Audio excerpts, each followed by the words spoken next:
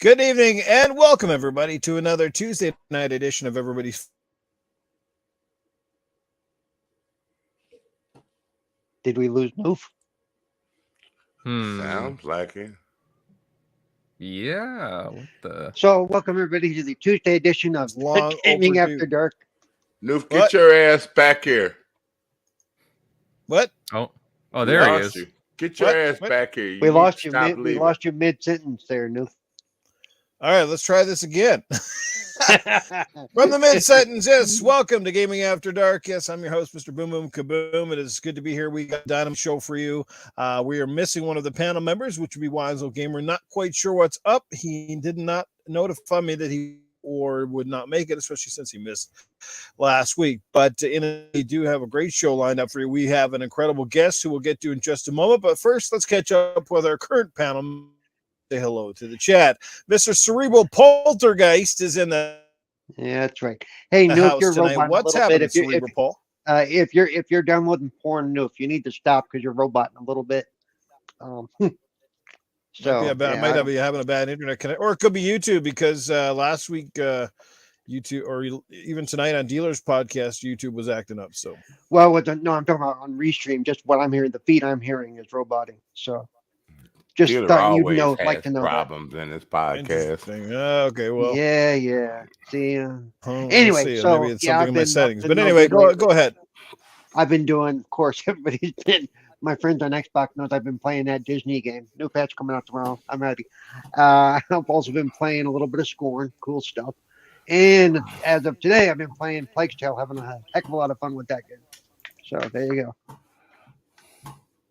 Still, yes, I'm interested to hear about that in the show. And to our other Sir X-Man, yes, he is back again this week. Good to have him here. But unfortunately, I've been informed, Mr. X-Man, he alluded to it last week, that this will be his at least final episode as a panel member for perhaps a foreseeable future. You can never say never, but he informed I us might that leave he- early sometimes at work or take a day off. So That's So the what have you official been up story. to, my Really, brother? really what happened is the Venmo didn't clear, and Noof told him to get out. So no, it's bid time at work, and I don't think I'll be able to hold this schedule. So that's what it is, you know. Yeah. But other than that, I'm cool. I got into Scoring a little bit. Yeah, it's not bad, but I don't have no time for puzzle solving like that, even though I hear the game is short. But other than that, well, that's about it, guys. Oh, sounds like played Battlefield 4 for like 3 hours the other day. It was awesome. Nice. Mm-hmm. Okay, well, let's go over to introduce our esteemed colleague tonight, our good friend Invader Gaming from the TXR podcast on Sunday evenings. Invader, it's been a long time. What have you been playing? I'm guessing you probably already dabble with Scorn. That would be correct. Yeah, Noof, it is great to be here, to be surrounded by a really wonderful panel with Cerebral Paul, Sir X-Man, and yeah, it's great to be back on here, my friend. Yeah, I've dabbled with Scorn, got about 3.5 hours into that, and you know what? I like it. The first couple hours, actually, the first puzzle is it really puts you off. It The really acorn puts thing? you off. Right? It I'm does, like, man. really?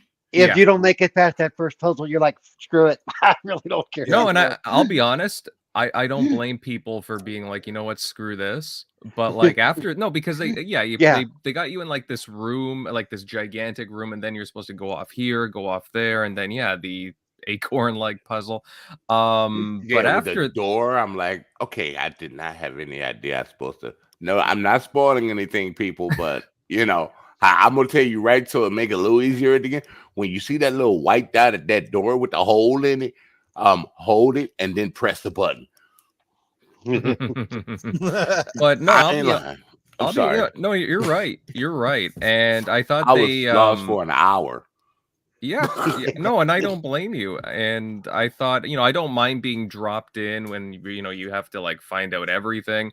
But I thought they could have made it, I don't know, just a little, More exciting. well, just a little more. No, not even that. Yeah. Not even exciting, just a little more engageable. Like just a little more engaging at first. Maybe a starter puzzle, a small one, and then work your way. Because I'll tell you guys. Exactly. Because after that, I really started to enjoy myself. Yeah, once I kind of understood the mechanics of the game and what it was looking for, it became a lot easier. Well, I just got a question for all you guys. How long did it take everyone here on this particular panel tonight to beat the acorn wall puzzle? Show off. You can watch my stream of it from the other day. Good part of that 2-hour stream was me. Good part of that 2-hour stream was good with me getting through that puzzle. Of course. Hey, I got a question. How many of you guys when you just walking around trying to figure out the first puzzle? And I'm sorry, my shadow scared me. I was like, what the fuck? It did. It scared me. I was like, yeah. Is that somebody sneaking up on me? Man, I jumped. Yeah, I've seen you. Your shadow scares me as well. Shut up. I thought you wasn't coming today. I was going to get a little bit late, but always great. Here he is, Wize Old Gamer. Yeah, look, you know what? I might be 47 years old, but I'm always coming. I got plenty of blue pills for that. So, hey. Got a blue shirt on tonight, Max too. said he beat scoring in 13 hours. I couldn't stop after I started playing Score, and I played it for a couple of minutes. I couldn't stop masturbating, so I had to stop playing. There were no women in there. What were you masturbating to? Hey, some people have certain fetishes in life, so I guess mine is different than everybody else's. So bloody long entrails, and we got excited. Exactly. Hey, I mean, that's Spider-Man 356. I do hate puzzles. He knows that, and the fact that I even got through the first one and didn't throw a controller at my screen is very impressive. And like Paul said, if you stick with it long enough and you sort of get the basics and you kind of figure out like what the game is trying to tell you to do, then and the best thing that I can say is when you walk up to something, you see the icon that has like the little timer on it, the little watch. It'll make a sound. That means you can't use it yet. So that means you obviously haven't found something to use it. So then you walk around a bit more and you try to touch the next thing that actually has a white circle or a white clock that usually can be activated. And the really good thing in scoring is pay attention to the environment. Okay. Yeah. Because a lot of it kind of blends in. So you really got to watch and listen for the sounds and stuff that's happening. And then you start to kind of clue in after one. It goes, okay, well, I'm going to need this to get over here to make a key to open this door. That door is going to open something else. And it kind of goes in a motion, One thing I found too. Go ahead, Paul. One thing I found was the some of the areas when you're trying to walk up to something and getting close to it triggers it to make its move or whatever. Some of those contact points are really close to the object, so you can pass by it multiple times. And until you get right in that right spot, it's not going to do what it's supposed to do. They need to adjust that. They really need to update that. The second floor, when you activate the pillar that has the weapon, the first gun you get. Yeah. That one, I walked by that thing like 40 times before I actually got close enough to it where it triggered it. What bothered me is after I opened up that second door with the side crank on it, I was like, okay, why is it closing so fast? Didn't know I had to try to get through it as fast as possible. Oh yeah, there's definitely some time puzzles in this game. But yeah, I will say one good thing about it though. I had downloaded a Game Pass PC, and I'm running, like I said, I'm running triple screen 5760, right? It rendered flawlessly. I did not have to do any tuning to it or anything. So I don't know what Microsoft is doing, but they're doing it better than, almost as good as Steam when you download a game and it renders it to what your system has, man. That it was pretty good. I gotta say, that is the moistest, after being married for 18 years, that's the moistest meat I've seen in years. So what you talking about, Willis? Don't ask him those questions. Just ignore it and go. Just move on. Yeah, we're gonna get a very weird description of scoring from Wize Old Gamer tonight. That's for sure.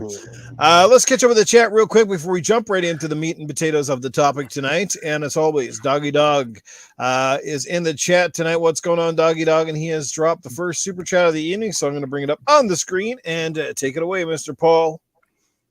Oh, hang on. Let me get back to it. Oh shit!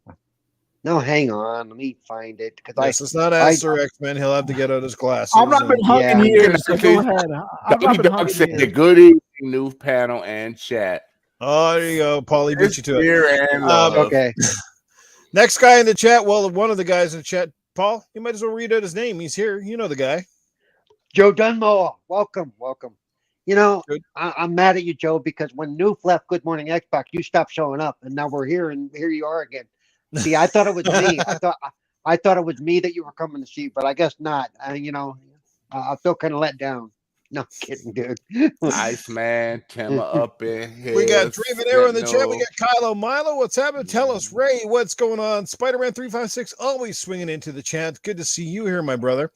We got Tony Grasso. Wouldn't be a good podcast with Tony Grasso in the house. Good to see you as well. Vic the Clicks hanging out with us. Depka is here as well. We have also got now, am I the only Talos, one that baby. We every got time Vic Talos shows, up in here. every time Vic shows up, all I hear is Vic the Clit. I don't know if that's right. You know? Flick the Clit. Is it Vic the Click? I thought it was Dick the Clit. I'm sorry. Man, you've been hanging around Wize Old Gamer way. No. too much, Paul. I was like this before he was born, dude. I just control it better than he does most of the time. I'm not We've got touching that. the I'm One not Doom touching guys that. here with us as well. Jason Max hanging out with us as well. Good to see you here. We got I don't want a Sentinel 50 in the house. Dizzy Delta 89. What's going on, my brother Dizzy from Canada? We got Iceman LMH. Always good to see Ice hanging out with us tonight.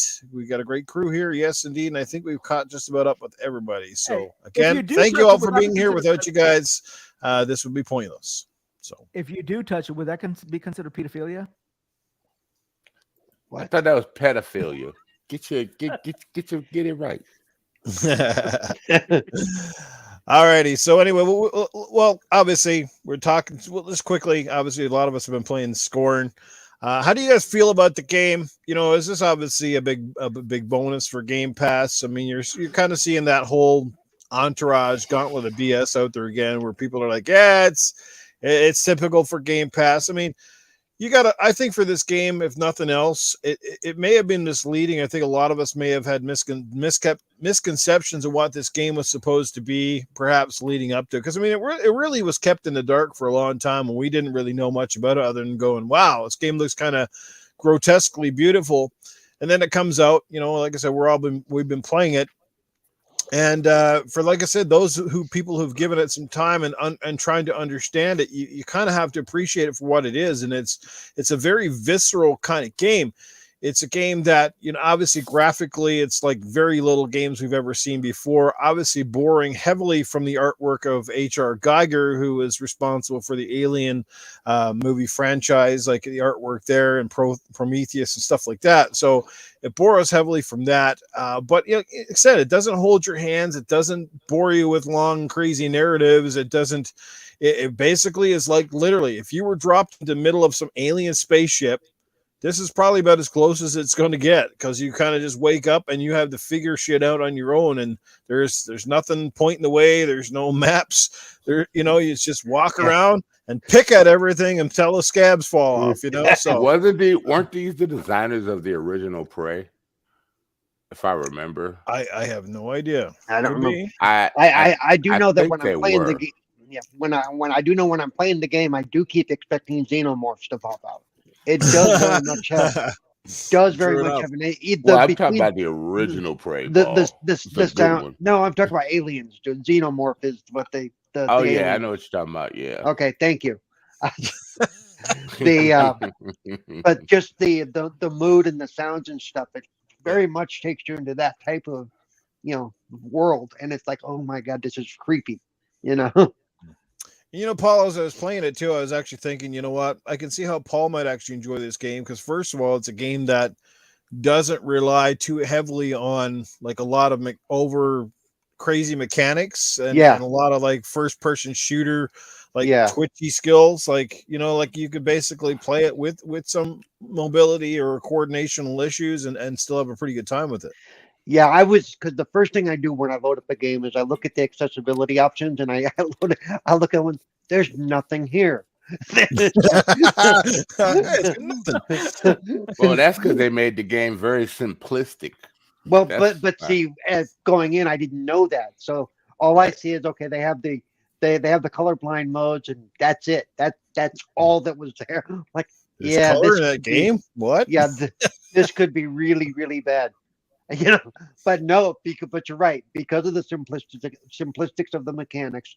The only thing I have, that even Sir X-Men caught was the time doors where you have to trigger it and then run like hell to the next part. But that's relatively easy so far. I have to until admit, we I'm not figured that it out. yeah, I'm not that far into the games. I don't know how I have got to the point where I have a gun and I had to shoot those things so they didn't kill me, but nothing real twitchy. It's a very chill game pretty much. I have found that it is one of those games because of the way the puzzles are made. If you leave mid puzzle and come back to it later, good luck trying to remember what the hell you were doing. Yeah, no shit, eh? And you don't even Or know where- exactly where the or game where is you were, saving. That's or the where other you thing. are. You're just like, is it Yeah. saved? Yeah, because it all looks the same. Oh, I good did find God. that. I did find that out. Once you finish a chapter, it saves that chapter. And you go back to it, it starts it at the beginning. Right. If you have not finished a chapter and you save out, and then you come back, you'll come back where you left off. Yeah, those So extending tubes, that fucking part where you got to extend these little Oh, that was bridges or annoying whatever. as hell. That Oh was. my God. I don't know how many times I went around circles on that one. Actually, that's the one I'm stuck on right now. I have to get the last bulb to go into place so I can do that next part. So Does I haven't anyone know figured how out. long this game has been in development? It's been in development for years. Well, I It cannot was, Since it was delayed well over a before the- year. Before the pandemic, I know it was announced before the pandemic. We saw some basic stuff before the pandemic. So yeah, it's been a few years. No, because I remember when game trailers got dissolved, and the group that used to do game trailers made their own podcast called Easy Allies. They were advertising back then about this game, so it's got to be at least 5 years in development, at least. Yeah, and I'm yeah, wondering, but like, what if 5 years of development gave them 10 hours of gameplay? I'm just wondering, like, what took them so long to make a 10-hour game? Just curious. Well, it started as a Kickstarter, and then it went through a variety of different developmental, challenges. Obviously, Very small team as well. I think it's like what 10, 12 guys from Serbia, something like that. Yeah. Okay. Yeah. Then they largely weren't they coding that for the last gen consoles or something, and then or trying to. I don't know. It was initially meant for the last gen consoles because the Series X and the PS5 weren't even a thing back when Easy Allies first I came think out. that was part of what slowed them down. They brought it up to the current gen console, and basically they didn't have to start over, but they had to go back to the roots of it basically at that point. Well, as So- far as looks, they did a better look than the Gotham Knight thing. Oh, yeah. stop! Just for the love. Let's find out how our guest feels about Score and Invader. Is this game right up your alley? Is it a nice little distraction? Where do you feel about it overall? Do you think some of the ratings it's been getting have been relatively accurate? That sort of thing. Oh boy, where to begin, honestly, because you could have a long conversation about this game. I know we just talked about on the TXR podcast a few days ago, and I would say forget the name Scorn, call it harsh. Because no, honestly, harsh, yes, because that's how you feel in the game, but there's a purpose to it. Now, I've been following this title since it got announced during that Xbox like third party reveal, and again, like everyone else was saying, the HR Geiger art style, I really dug it. I was interested. I was following up on it, and we didn't hear from it for a while, and yeah, it's a smaller team and so on. They needed time, and we started getting little bits of information about it. Now, I knew that it was not gonna, it was only gonna be very basic. It was gonna be very much relying on the environment to tell a story. And yeah, I mean, at first when you're in the game, you're just plopped into the middle of it and you're expected to find things out on your own.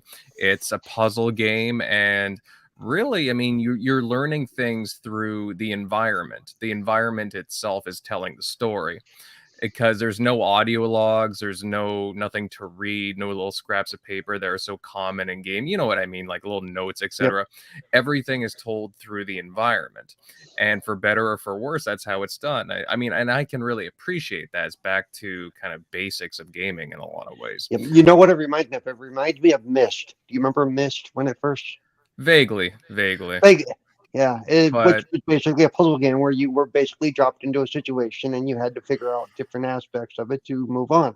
So now I got a hot take, but I do have a hot take. How much of you get? Okay, all of you guys, I've been listening and everything, and all you guys are talking about this is this. How much of this would you have tolerated if this was a outright purchase? Even say it was $40 purchase.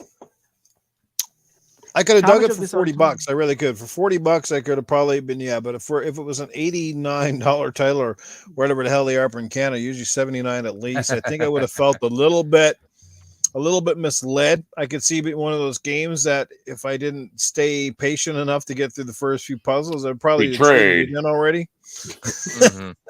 Well, again, what I would say is, like, for the how it's priced right now, I'm cool with it. I mean, I'm still in the through probably the middle of the game, but the first part of the game, like we were talking about before the show, it's very they could have done it another way to make it a little more clear and better to explain the mechanics and so on, because that first area that you go to, again, it's very it takes too long to figure things out, especially when you're just trying to get into the game and understand things. They should have had something a little more like smaller in scale to explain things to players. But after you're done with that, again, like the whole like chestnut thing people were calling it. After you drop that that chestnut into that first chair and you see what happens, you're like, hey, this is cool. Oh yeah, oh yeah, exactly. Oh man, you feel sorry for that poor guy. You feel sorry for that poor guy, what you do to him. But after that, I mean, it gets a lot better.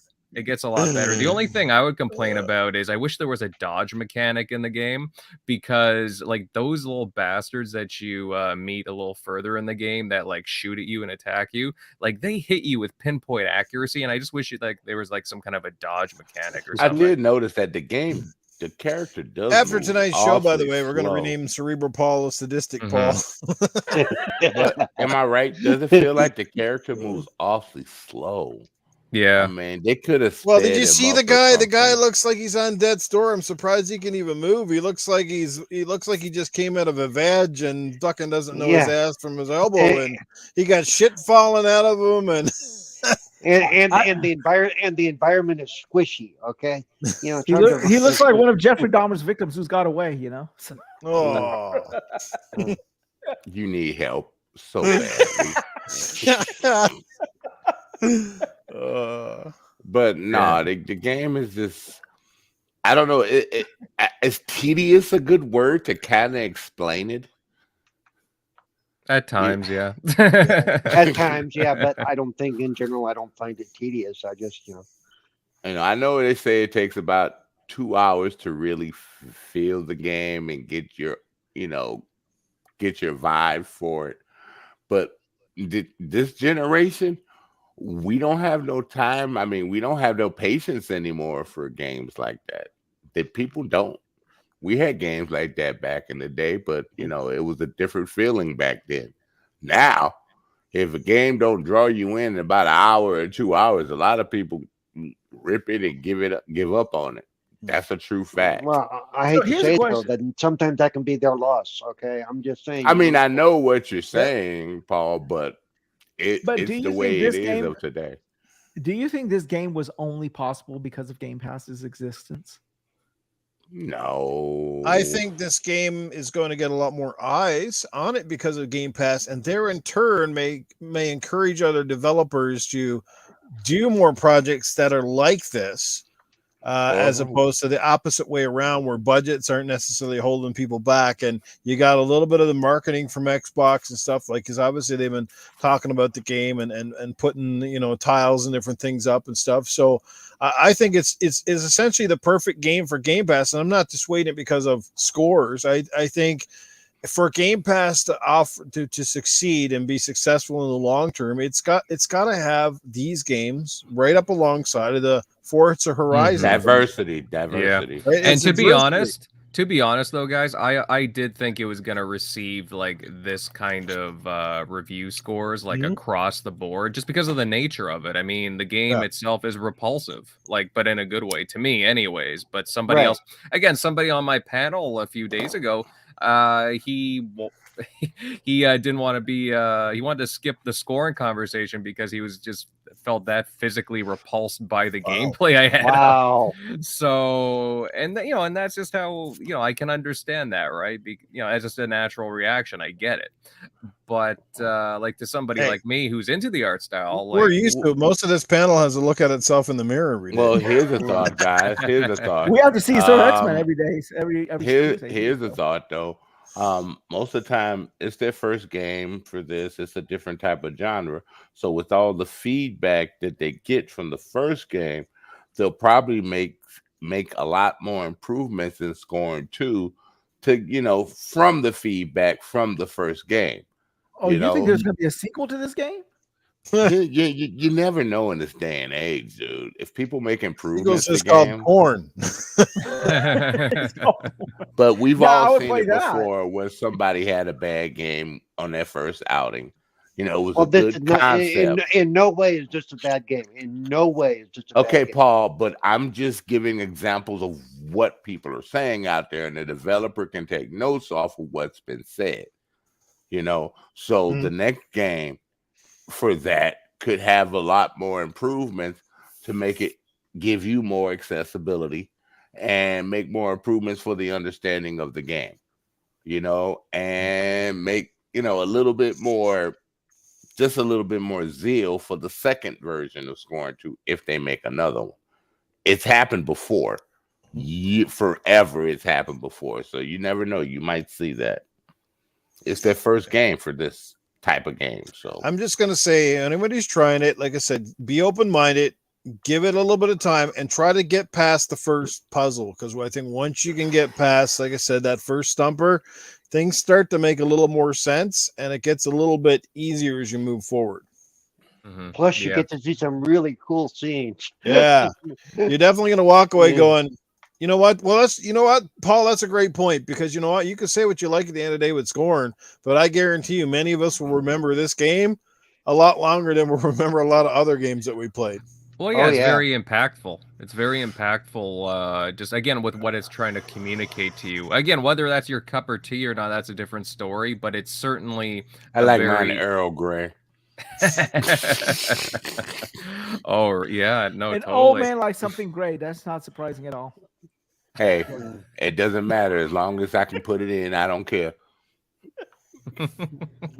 But no, I could see a lot of developers being interested. Like, again, people, like, this is a walking simulator type of game. It's not like this is the first one to come along. Don't say walking simulator, Invader. Yeah. Don't say that. You know what game I think about when you say that. I don't know. There's a couple. I don't know. Kojima. Oh. Oh, you see, I had a different one in my head. But what game did you have in mind? Just curious. The Witness. Oh, that'll yeah. But again, I like the themes in this game. It's a beautiful game, and no, I don't know. I just find it very intriguing. But that's where my tastes lie. So and this is basically an indie game too, correct? Mm-hmm. For an indie developer, they've done an incredible job. Seriously, I give them that. They did, but it does need a few it's got a style. Not every style has to be fast moving and bang bang bang. I didn't say nothing about fast or bang bang, but it. Well, you did say it was slow. There's nothing. Well, it does move. The game does move slow. But that's the maybe that's the game. X-Men has not bang bang fast in your years. pace though. Yeah. You know, like Invader said, a dodge would have been nice in that game especially for some of the bosses. Mhm. Yeah. So different strokes for different folks, man. It's Well, always been like that. and it forces you to maybe change up your play style too, which is not necessarily a bad thing. No, never has been.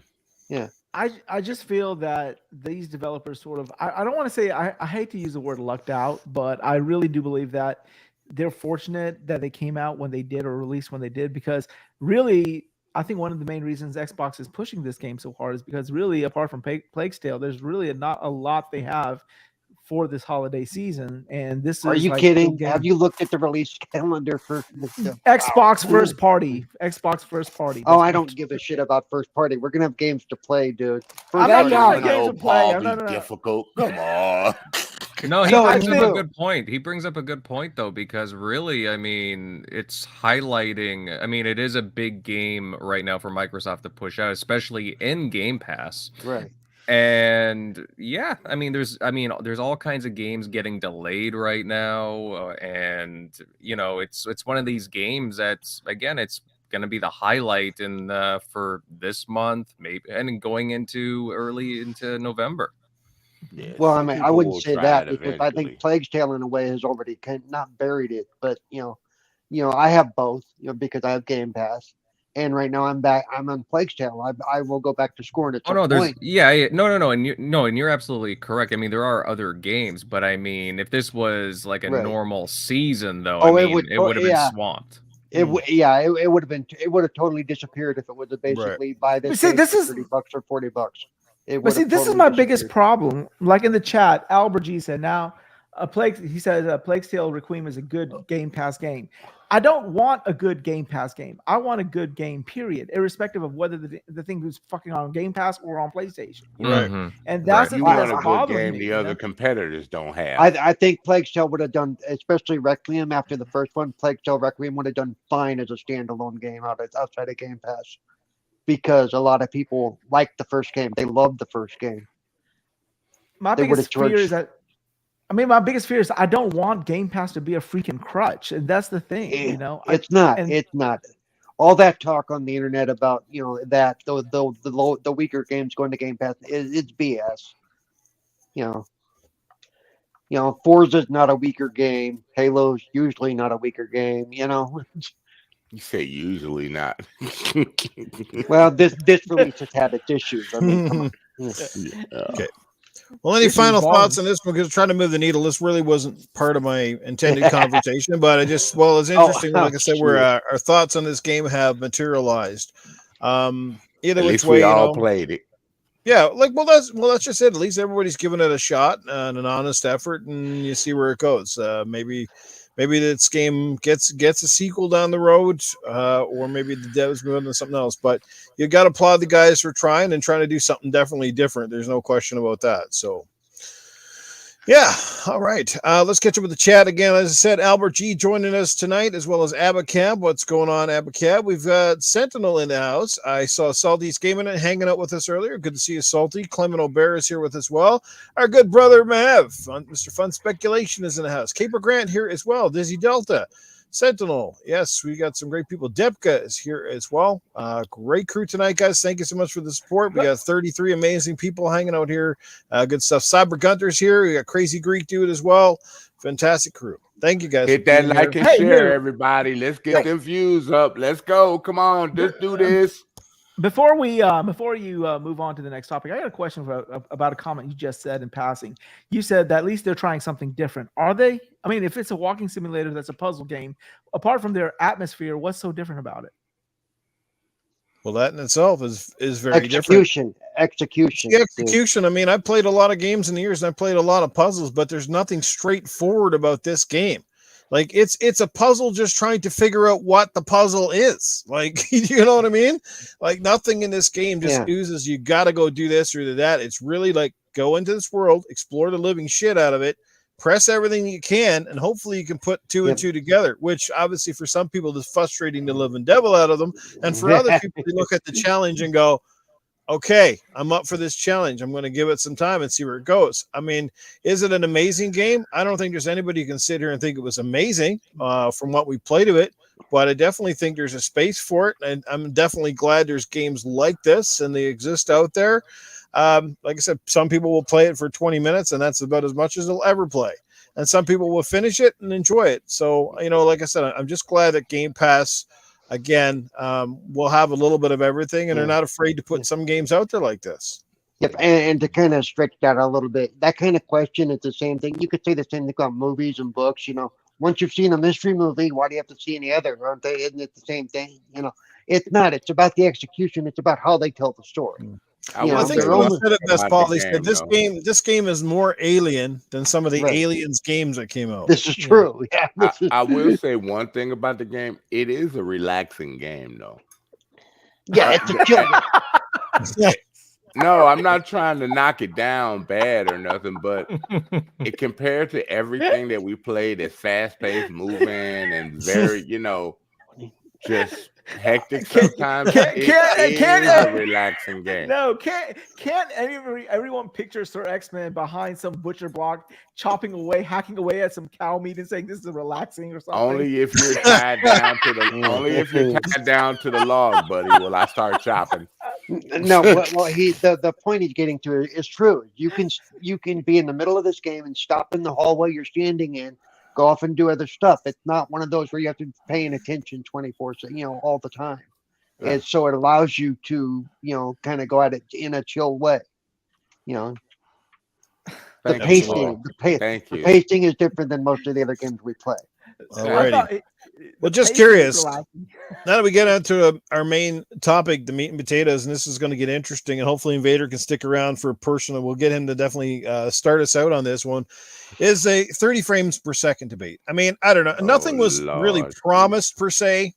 When the Microsoft and Sony unleashed the PlayStation 5 and the Xbox Series X in particular on the world, a lot of us were at least under the impression that these consoles were going to be pushing 60 frames per second relatively easy, if nothing else.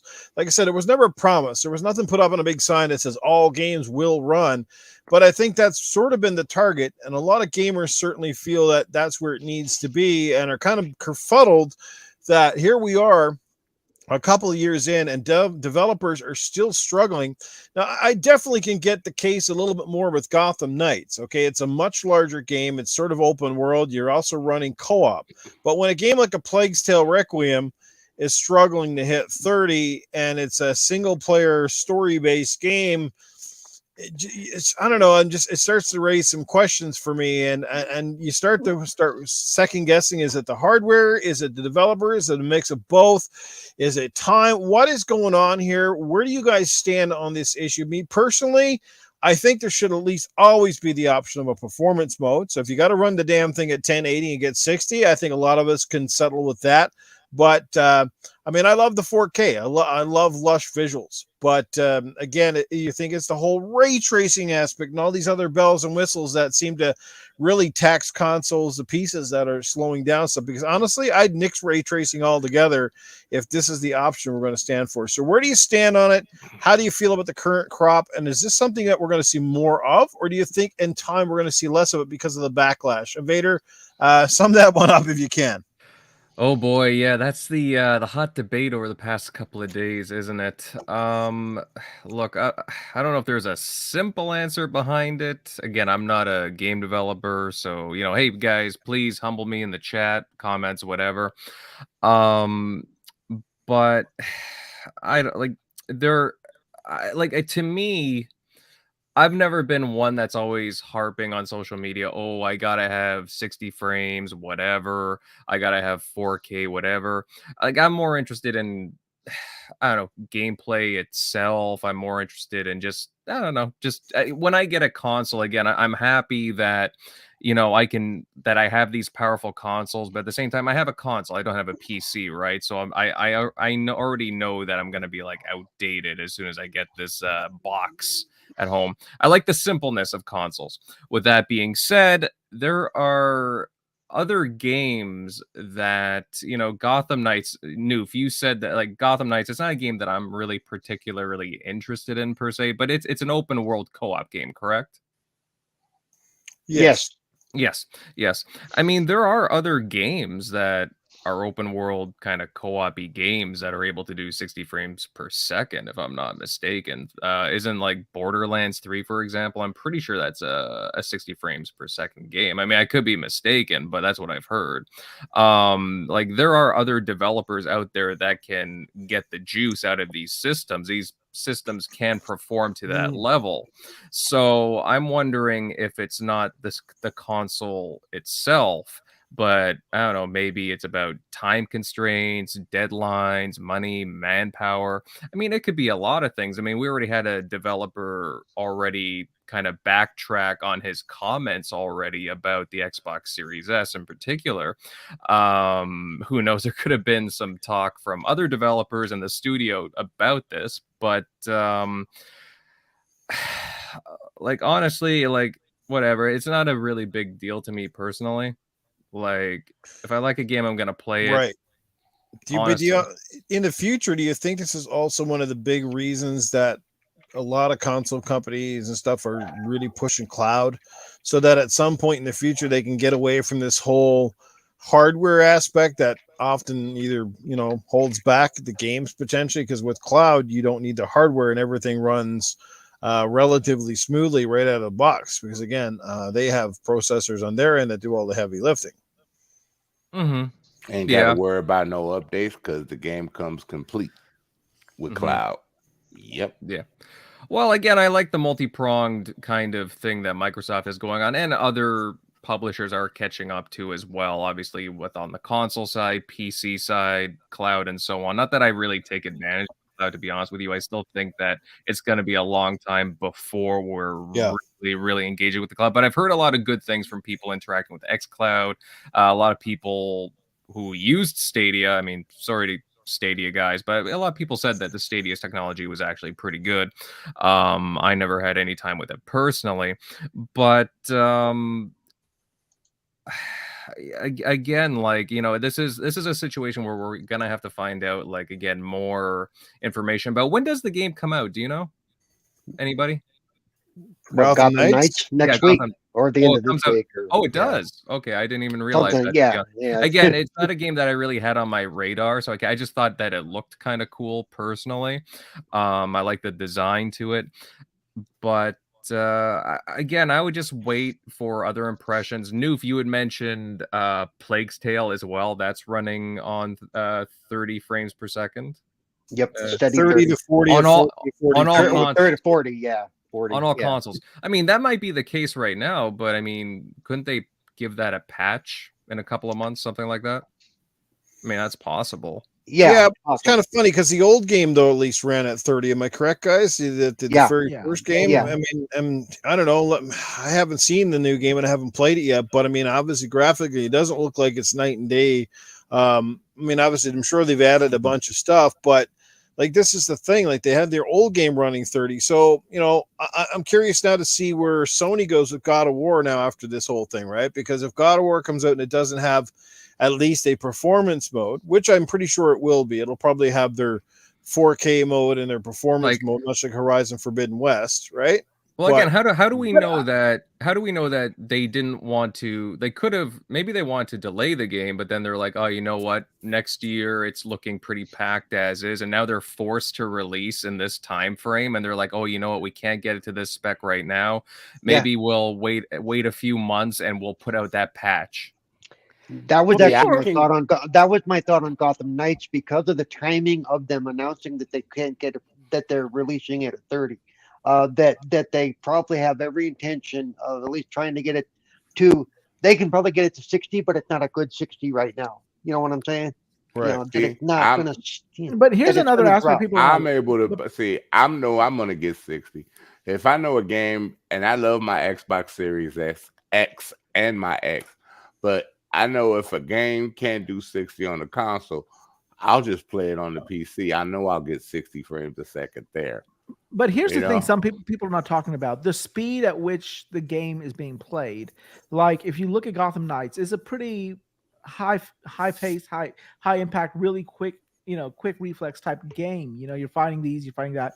Plague's Tale is not that. Plague's Tale is a little bit more methodical. It's a little bit slower. So you don't mind having a slower frame rate when your action is a little bit slower. Whereas if you're moving really fast, or if your character has to move really fast and you have to do reflex actions, you need that extra frame rate. So for me, Gotham Knights not having that performance mode is almost sacrilege. Whereas Requiem, I can sort of look the other way because, you know, I played Plague Tale and it was a slow game, and I don't mind playing that game at 30. So if it can stay locked 30. If it could stay locked at 30, yeah. So the impact or the speed at which the game moves makes a huge difference. That's like trying to play Street Fighter at 30. It's like, yeah, you can. Yeah, you can, but like, what the hell are you doing, you know? Well, most fighting games have always been at 60 frames a second, so... Yeah, but Gotham Knights sort of lends itself to something high impact. That's like Spider-Man. The Spider-Man needs that 60 frame. You can't. I couldn't imagine playing Spider-Man. And Gotham Knights is only on PlayStation 5 and the series consoles, correct? Outside of PC. Yes, that's correct. Yeah, it's a current gen. Okay, but it did start its life cycle in the last generation. It was supposed to be a game that came out on the last cycle of consoles. And that's a point I want to bring up, is that given the length of its development, I'm thinking that they're using a lot of the same type of stuff they did for the Arkham games. So they're definitely, you know what I'm saying? They didn't build it from the ground up necessarily. They took parts of the Arkham game and moved them over Arkham. And so, I mean, that's why I'm a little more forgiving at this point. We're 2 years into the generation. And nobody should expect everything to be top notch at 2 years in. We've never had that before. Why should we have that now? Especially for games that have been in development since before this generation. But you said they already, but you said yourself they already had the skeletal framework of Arkham, right? So why wouldn't they just? But because if you're using the base of Arkham, Arkham doesn't do 60. None of them do. Okay, not on the consoles. Microsoft used their, what do you call that thing? The whatchamacallit to put Arkham at 60 frames a second on the X. Oh, the boost. They've updated. They use the boost. Yeah, you can run Arkham at 60 frames a second. So, but as it's been mentioned, this is now a multiplayer thing where you're going to have different aspects coming in. All this stuff may come later, but that's why I'm you know, if we were 7-8 years into the generation and we were still getting some of this stuff, I'd be like, oh no. But we're not. We're still young into this generation. Yeah. And the whole aspect of, no, I got this for 60 frames. Okay, no, you didn't. Okay, you did not get this on the promise of 60 frames per second for every game. Okay, that's just you're rewriting your mental history. Okay. This is the saddest part about it, though, because now people are convinced they will not get this game. This game could be largely hampered at sale-wise, and we could see another sort of Avengers scenario here happening with this game. Where it's going to come out and it's just going to get absolutely shredded before it even gets a chance here over it's frame already rate. Gotten Which, honestly, have you disagree with me all you like, but I just think it's sad. I mean, for me personally, I don't crucify a game, or I don't say I'm not going to buy a game because it doesn't live up to the frame rate. But I do hope with saying that if I buy this game, there is some sense of, okay, like I'm feeling like I see the next gen elements. Does that make any sense? Yeah. Oh yeah. Like that sort of thing. I do find it funny that if you look at some social media accounts like the Callisto Protocol, they're like, "Oh yeah, by the way, we have 60 frames per second for performance mode." And it's just funny that they're pointing it out now. Yeah, the battle is on. Yeah. So it just because there was rumors about it getting delayed earlier today, and they're like, "Oh no, we're still targeting. You know, we're good for the shipping date. Oh, and by the way, we have 60 frames mode. So there's that." So hey, look us in the chat, Mr. Original Next Level Gaming, aka Mr. Mike Mullis. What's going on? Doing some double duties as he's currently he's doing his own show that I have on another window. Yeah. Yes, good to see you here, Mike. Hopefully your show is going well, brother. Wish I could hang out and watch yours as well, but obviously duty calls. So, but thanks for showing up. Patman Jones in the house. What's going on, Patman? Good to see you here as well. Everybody in the chat, let us know how you feel about it. Maybe I should do a poll in the chat here, and we'll get an answer here shortly. That's exactly what I'll do. Spider-Man 356, what's happening, brother? Good to see you. Cyber Gunter, yes. Drawn TJ, what's happening? Oh, there was a super chat earlier from Drawn TJ, by the way, so I might as well get to that while I'm here. Here he is, Drawn TJ, $2. Hi guys. Yeah. There it is. Yeah. Mhm. There you go. All right. So Hi anyway, get the guys. shit out of the way. Hi guys. Sorry. Hi guys. But you know, this might set up a interesting precedent. So I've heard that there's a lot of people canceling their pre-orders for Gotham Knights because of this announcement that it's going to hit at 30 and not 60. So if the sales do tank for this game, maybe other developers might say, you know, well, we may not release our game until we can at least do something near 60, if not exactly locked 60, maybe hit 45 or at least higher than 30, you know. So it's going to be pretty interesting to see what happens. I close. honestly don't think this game is going to tank. I think some of the people saying I canceled my pre-order are doing it for cred and for rep. They ain't canceling crap. But here's another There's still going to thing. be thousands of people playing that game next weekend. They're charging Okay? $70 for the game too, to be at least at 60 frames a second. You Oh, know what I'm saying? Yeah. Again, that's all talking points that are meaningless, really. I mean, you know, You not have a everything- different perspective on No, it. how A can lot you of say people- it's But a meaningless? I mean, lot of people out there are like, okay, I'm paying $70. they're I'm out there paying because people are telling them they $70 need to be No. outraged for that. for out there. supposed to be, you know, a next gen game, and you can't even give me 60, but I'm paying $10 more. You know, That's a frame lot rate of isn't people's frame rate attitude, isn't Paul. frame rate isn't what makes everything next gen. Okay, people need it's to get not what that makes out of their everything head. next gen, but it does make games feel a little bit better as well. Okay, like I played Horizon both on their performance mode and their whatever mode, whatever the high fidelity mode, and I could not stand the high fidelity mode because did not like the way the character was moving. So for Paul to say that it's not a big deal, it is a big deal because for me, No, sometimes it's I don't not want to as play the far as not as far as necessarily you can't be a $70 game because you don't do 60. That's BS.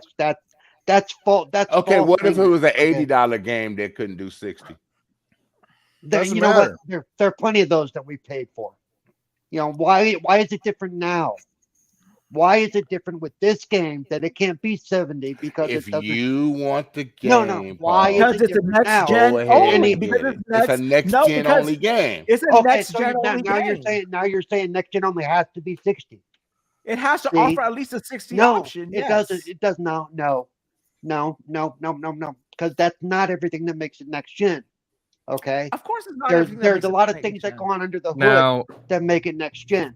I agree, Paul. Like, honestly, like, I'm with you. Like, again, like, it's not a deal breaker for me, but I understand what these guys are saying too, because if you look at other games in like the genre and the category, I mean, they do offer performance modes at 60 frames. So, I mean, they are kind of missing the mark that way. But I'm saying to say that it's not next gen if it doesn't do 60 is BS. Because I mean, 60 isn't what defines next gen. Okay, that's all I'm trying to say. 60 in no way should be defined what defines next gen. No, what defines next gen is the option of 60. No, not even that. Not even that. Okay, that again, because you don't know what's going on under the hood. Is all I'm trying to say. Okay, so what is your definition of next gen then? Oh my God, That's true. so no, it's not. No, it's not. What is your definition of next gen? That's a simple question. What is yours? Again, it has to do with what's going on under the hood, what the graphics they're pushing out. I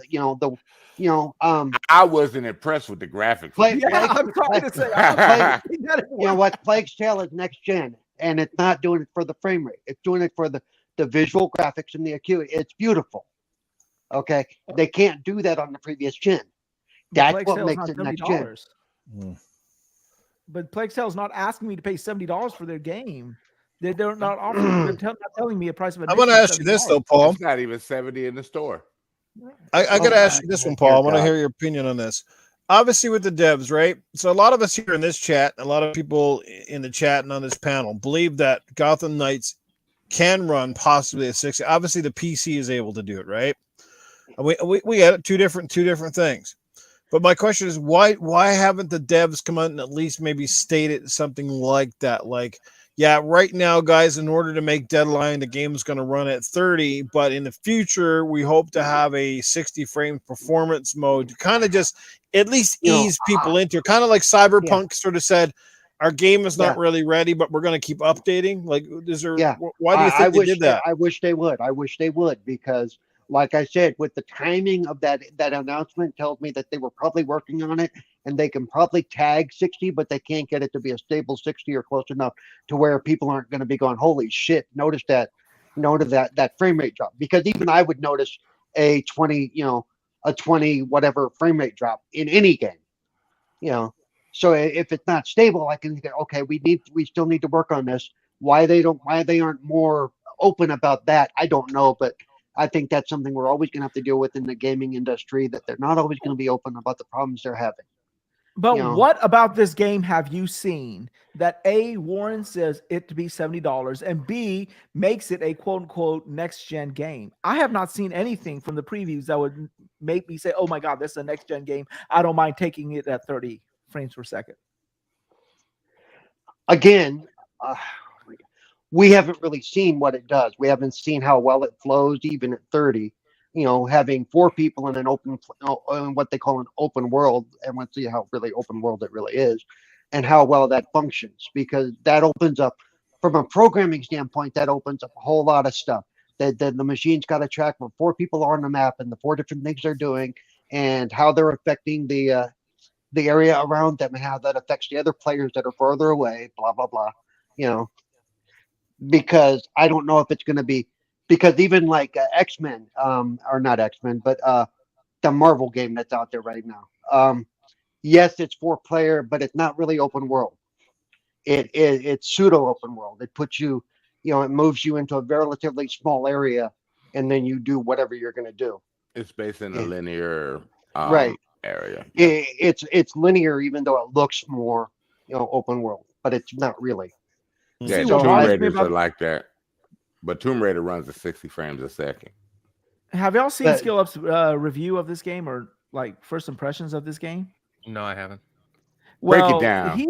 He ripped them a new one. He said that the fighting mechanics is even ass. He said, what the hell happened? This is coming from the Arkham engine. They didn't even use this fighting mechanics from the Arkham engine for this game. So you don't have a fighting mechanic. You don't have 60 frames per second. The graphics, while they're nice, they're not something, oh my God, I've never seen this before. My question is, what am I paying $70? You know what? No, go ahead, because whatever I say, you're going to come back with, well, so-and-so says, and so-and-so says. And I mean, we're just speculating. We're just talking here. Go ahead. No, I've told you my answer. I don't know, because I haven't seen what it does. I haven't seen how it plays. But that's your opinion, but I can Paul. tell There you, are 4 other people with different opinions. No, but what I'm saying is, where none of us can sit here and say, well, it's not a next-gen game. None of us. You can sit here and say you don't think it is, but you can't say it's not a next-gen game, because you don't know what it's doing. If it's not a next-gen game, why aren't they doing it on the previous consoles? That alone makes it a next-gen game if they can't run it on a previous console. They were going to. But they're not, because they up what they're doing. Not everything that oozes next gen is actually seen. Right. That's my point. Yeah. So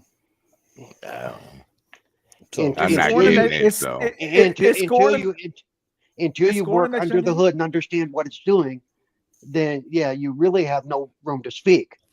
Well, you can work under the hood of like even the car, but that don't mean if you don't know what you're doing, that don't mean you're gonna get it right, and it's still gonna run like shit. Right. Exactly. Oh my God. Okay. Let's just go ahead and call it spade here. Okay, it doesn't. Okay, let's make Paul happy. It doesn't look next gen. Is that better, Paul? That's fine. End of the day, it's your money. At the end of the day, it's your money. How you want to spend it is up to you. I just hope that the game doesn't get crucified over something as simple as a frame rate thing. Yeah, it really shouldn't get crucified. If that's the only complaint, 30 frames per second, then it shouldn't be getting 60s and 70s. If everything else being equal. We spent a lot of generations playing. I'm not making excuses for it. I'm just saying, but we have spent a lot of generations playing games that a maximum frame rate was 30 if games hit that. We've never really complained before, but now we've seen they want $70 frames and resolution. we spent a lot of years. Yeah, we spending have. tax I money. Hey, spent a Noof, lot of money. Noof. Well, back in the day, that's That is another not a freaking story. excuse. That is not a freaking Noof. excuse. There's a lot of stuff that we did, a lot of shit we did back then that we're not doing now. Come on, now you can't say Noof, that. how much in Canada are we paying for games, right? Like $79.99 at least for the Xbox stuff, and $89.99 for Yeah. the PlayStation stuff. close to $100. Like, Yes, Back probably in the 100 day, in your neck of the woods with the taxes. Yes. Back in the day, I used to be able to masturbate without a blue pill, but I can't Oh, do dear that God. now. Oh Lord. Absolutely. But at the end of the day, it's just, if you want the game, you want it. I guess that's the end of the day. Just go out and buy it. It should be a cool game. I'm excited just because it's co-op and it's Batman. Like, it's an Are you Arkham buying game. it? Are you buying it? I plan to. I just don't know if I'll get it day one, but I plan to. I would certainly like to know, and this is what I said to Paul. I said it would be nice if the devs at least, I mean, they obviously clarified stuff, but it would be nice if they said we're at least working on another mode.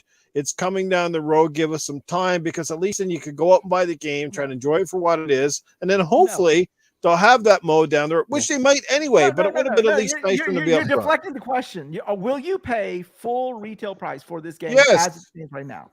Yes. Am I around a farm? Because I smell bullshit. I will pay full price for the game. You will not pay what your Canadian dollars is for this game. If I can fucking pay $90 for Call of freaking Duty, I can pay $90 for Batman Gotham Knights. Oh God, I got you. If you when you buy this game, you got to send a DM. Or I'll at least send a picture to you, absolutely. Yeah. And I'll show you the freaking receipt. I don't need the receipt. I just need to see so you got the game. He'll show you on camera. That's right. I'll rub the case between my ass crack at 60 frames a second. How about that? By the way, Noob, one reason they may not come out and say that they're actively working on the 60 frames per second or whatever is because if they say they're actively working on it, they plan on doing it, and it doesn't come to fruition because for whatever reason they can't get it to work, then we're right back where we started, and we're right back into another Halo situation as well. Mm-hmm. Good point, Paul. Yeah. So it's like they can't no matter what they do, it's a losing proposition. Yeah, in a sense. So What's going to be interesting is what's going to happen to Suicide Squad after this game's release. I'm wondering if Rocksteady can maintain a 60 frame per second thing. I can't say this much. They should be thankful that they're using Gotham Knights to sell the game, because that's the thing. Without standing on the DC license with this game, if this was anything else, it probably would be DOA. Yeah. Oh yeah. Yeah, it wouldn't have the notoriety. So it's only the license that's holding a fart in the wind for these guys right now, and that's something you got to be like, yeah. If this was just a standard, open world, we're gonna co-op beat 'em up, you'd be like, yeah. Well, how many of those are around nowadays? Like a dime. Oh yeah, it's definitely the licensing that's selling this game. Yeah, it absolutely. Maybe that's the next gen feature, the DC license. Hey, it's our next gen license. Look how cool this logo looks in Unreal Engine. Oh shit! Hey, all right, guys. Awesome stuff. Invader, do you want to stick around for another minute or two while we get Ask Arnold, or would you like to say your adieus right now? Well, I would love to, but yeah, I should probably start heading out now, fellas. I gotta get up early in the morning. But it's been a great chat so far, guys. That's what time do you have to get up in the morning? Like 5. Okay, I gotta get up at 5 in the he's morning on too, the Eastern Seaboard, okay? Like he's not out where I am, so I just hear freaking excuses. That's all I hear, because I got to get up at the same time. I got to get up at 4 Central Time Zone. All of you guys are stop bitching. According to you, Wize Old Gamer, sounds like you rarely ever get up at all. Hey, I got a refill on my blue pill, so I can get up just fine now. Thank you. Maybe you gotta try the red pills. His fucking shit comes out hard as rocks. But anyways, guys, it's been a blast. Wize Old Gamer, Sir X-Man, Paul, of course, Noof. Great being on. Love to come back again, as always. So always a good time chatting with you guys. It's good to have you here, my game dosage brother. That goes back a ways, eh? Oh God, yeah. The memory. Still love the name of that podcast too.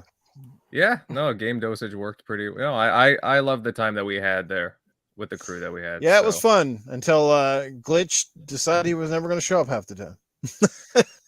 Hey guys, I'm coming on Tuesday night. Gonna do the podcast. To sit there, all of a sudden the thing. Oh, well, he's not here again.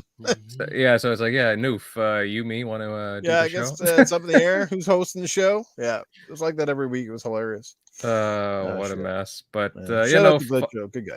No, I love Glitch and all the guys, Stinky and Primal and all them. But anyways, guys, it's been great. And yeah, you guys can catch me on TXR podcast on Sunday nights. And also, I got a channel, Invader Gaming on YouTube. Check it out if you want some guides and reviews and so on. But yeah, it's been a blast. And yeah, have a great talk. Later. Take care, man. Awesome. Good stuff, Invader. Thanks for being here, man. Invader Gaming, guys, check him out. TXR Sunday evenings. Always a good guy. Good to be here. All right, I'm hearing fucking music. Where's that coming from? This is not me this time. I'm not. This is not me. I'm sorry. Not me. I'm not hearing it, so it's got to be something coming through your system. I'm hearing something on my end, and I can't figure where it's coming from. I got no speakers. I just ate tacos, so it might be my ass whistling Dixie. Oh my god. Nope, you might have some other sound thing coming through your system somewhere, turned up a little bit. It's coming through my freaking phone, but what the hell's playing on my phone? Shit. Or not my phone, you need to turn off the incognito mode. You need to do Pornhub later. Dude. Seriously, I have got this stupid smartwatch, and all of a sudden there's a fucking song playing. What the hell? Did you tap? What kind of ghost ass crap is this shit? Maybe you did something to trigger it. You know, it's always go listening. to watch in another room. The fuck, it's like some weird ass country song. I don't recall playing any shit. I didn't even have it connected to my phone. What the fuck is that? Do you have Apple or Android? No, it's I got a Android phone, and this watch is just playing shit out of nowhere. I don't even have songs on it. Like what is? I don't know, Matt. Yeah, can you hear it? Listen. Careful when he says that. He farts when he tells you to listen. Anyway, I got the watch, but I don't know what the hell it's playing because I can't figure it out. But anyway, yes, there's some kind of poltergeist in here playing some weird ass country song or some shit. I don't know. It's weird. Okay. But anyway, now it's time for Ask Arnold. Let's bring Arnold into the equation. Maybe you guys will have a great question for him tonight. So go ahead, guys, have at it. And people in the chat, get your question ready for Ask Arnold. He is right here, ready to go. Arnold, are you going trick-or-treating, and are you going to dress up? And what will it be that you dress up as? This year, I really think I'm going to finally go out trick-or-treating. It's been a very long time. Of course, COVID had us all shut down, and I really couldn't get anywhere. But what I was thinking of doing this year is going outside, and maybe I will dress up as the Stay Puft Marshmallow Man.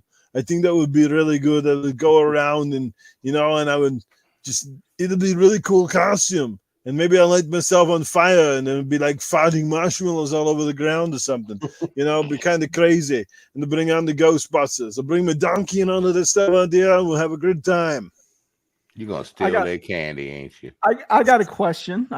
Hey, Arnold, when you're alone with Cerebral Paul, do you perform at 60 or 30 frames per second?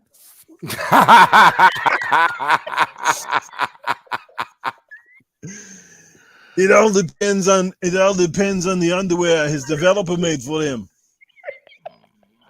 If they're capable or not, I don't know. But honestly, every time that I'm making love to my women is always in 60 frames a second, no matter how the processor is. Remember, I come from the T800 family of cybernetics, and I am going to fuck you up. So yeah, spread your legs, open your mouth. Let's go down. Let's keep it south. Let's do it. 60 frames and nothing at all. Hey, Cerebral Paul, is Arnold next gen? Hey, it's not my question period. Okay, it's Arnold's question period. And you keep it up, and you keep it up, and you're gonna be the previous gen there, Whitey. Okay. I have nothing this week. I'm good. Okay. Gaming in the 1800s. Rolling the stick. We got one from Cyber Gunter. Ernie, do you give a F about a game being 30 frames per second or 60 frames? Will you play it either way? What the fuck is going on with this watch? What is it playing? It's pissing me off. Maybe your watch is Like- running at 60 frames a second. What the fuck is going on? There's a weird sound just playing on my fucking watch. It's weird. Justin Trudeau's trying to get your attention, dude. Hey, God damn. hey, why don't you go What the check heck? and see if the wife got your phone and doing That's it on creepy, purpose. man. No, my phone is sitting right here next to me, and I don't even have like app running on my phone with the music, so I don't understand how the watch would have a song playing. It's weird. That's creepy shit. Okay. Look, I will play the game no matter what. 2 frames, 10 frames, 30 frames, 60 frames. I'm going to play the game because I'm going to enjoy it.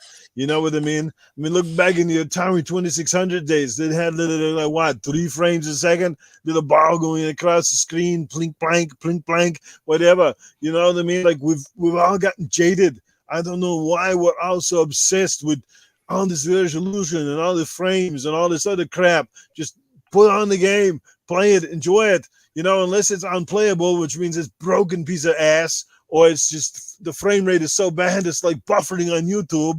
Then who cares? There you go. Get your answer. Any more questions? It's a slow week for all of us. It's a slow week up in here. All right. Anyway, guys, that's it. We'll move right along and get in, I guess, to the next topic of the evening. And let's where were we at here? Let's talk about, well, obviously you guys, since we're just talking about games, let's quickly Plague Tale Requiem. Have you guys played any of it yet? And what do you think so far? I'm playing it right now, so there you go. Did you play the first game and beat it, Paul? Or I can't get Oh, past thank the last God. boss in the first game, and it has no access. First game doesn't have the same accessibility as this game does. This game even has a God mode. Oh. Oh, Oh, thank well, God! that's cool. Thank God you're talking. Thank God you guys are talking about the game. I thought I heard Paul say I'm playing with myself right now. So my bad. I got to adjust my mic. I'm sorry. Something's wrong with my mic. Anyway, Well, that's cool, Paul. So obviously they took note and definitely listened to some of the feedback and certainly give you a lot of assessment. That's really cool. by the way, just so everybody understands, it's not a true God mode. It saves you from when you're under attack by other, like the soldiers and stuff, but not Yep. from fire and from the rats attacking you and stuff. So, Right. Is it okay, Paul? Is it next gen though?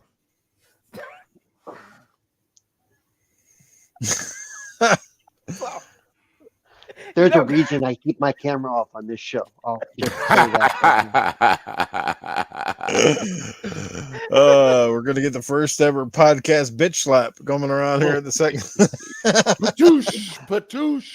But yes, it is. Actually, it absolutely is, dude. Visually, I mean, yeah, Well, it looks absolutely. amazing. The first game looked really good, so I can't see how this one would look any worse. I mean, a solo one did has- it, and those guys are crazy. This one has more rats. This one has More rats. a lot more See, I rats. Yeah, we saw I that don't in the need to- trailer. I don't have to play a game to see that. I just need to go to my kitchen cupboard. That's all. So Okay, you got problems if you got rats like that. If What, you got live this in New many York? rats, especially, dude. Yeah, if you got this many rats, you might want that house condemned like ASAP.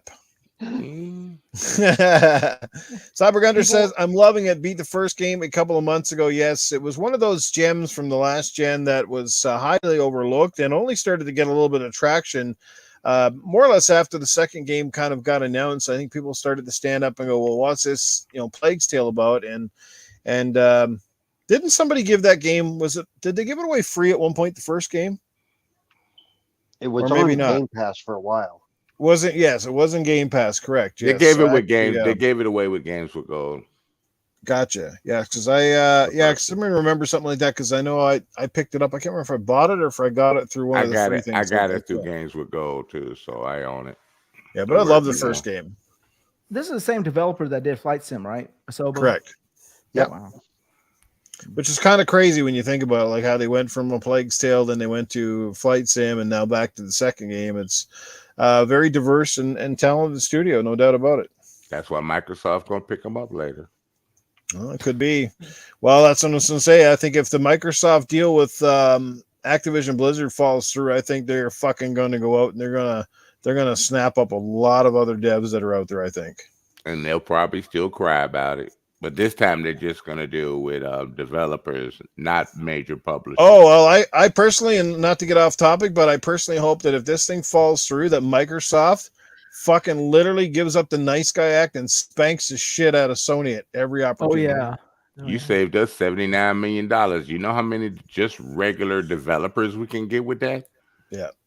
You know, Just you ain't fucking gotta just- you ain't gotta deal with yeah, the I would. stock I just be market the or bad guy and just start nothing. be like, you know what? We're gonna have our own exclusive everything. We're gonna put exclusives. Let's pull Minecraft off your system and see how that works. That's what I've been saying, but Yeah. most people are going against that with me. I'm like, don't give them no more Minecraft Nah, stuff. I'd be a. You know what? If they're gonna be a bitch, I'd be a bitch. I'd fight. That's just me. I'd fight fire with fire. I'd say, you know what? You cost us a big deal that was gonna make us billions. Now we're gonna cost you money. No I want to Minecraft, see no that shit. Azure server, nothing.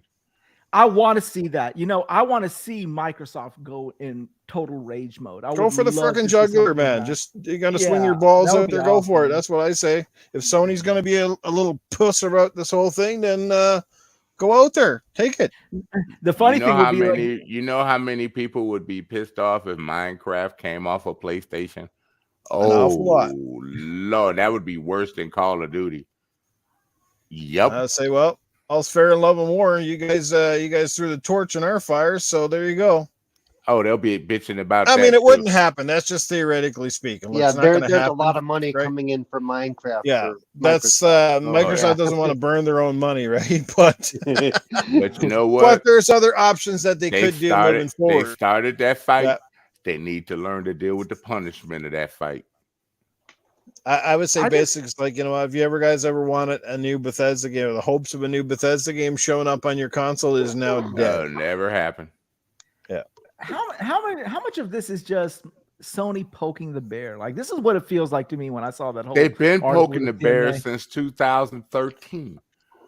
Well, I mean, this is like flagrant. Like, okay, we want to buy them. Sony's like, no, we don't want you to buy them. This is literally them saying, okay, you know what? Let's see what you're made of. And there's a whole lot of companies that you want to do that with, but not a $1 trillion company. I'm sorry to say. I mean, that just that doesn't sit well. Multi-trillion-dollar company. Yeah.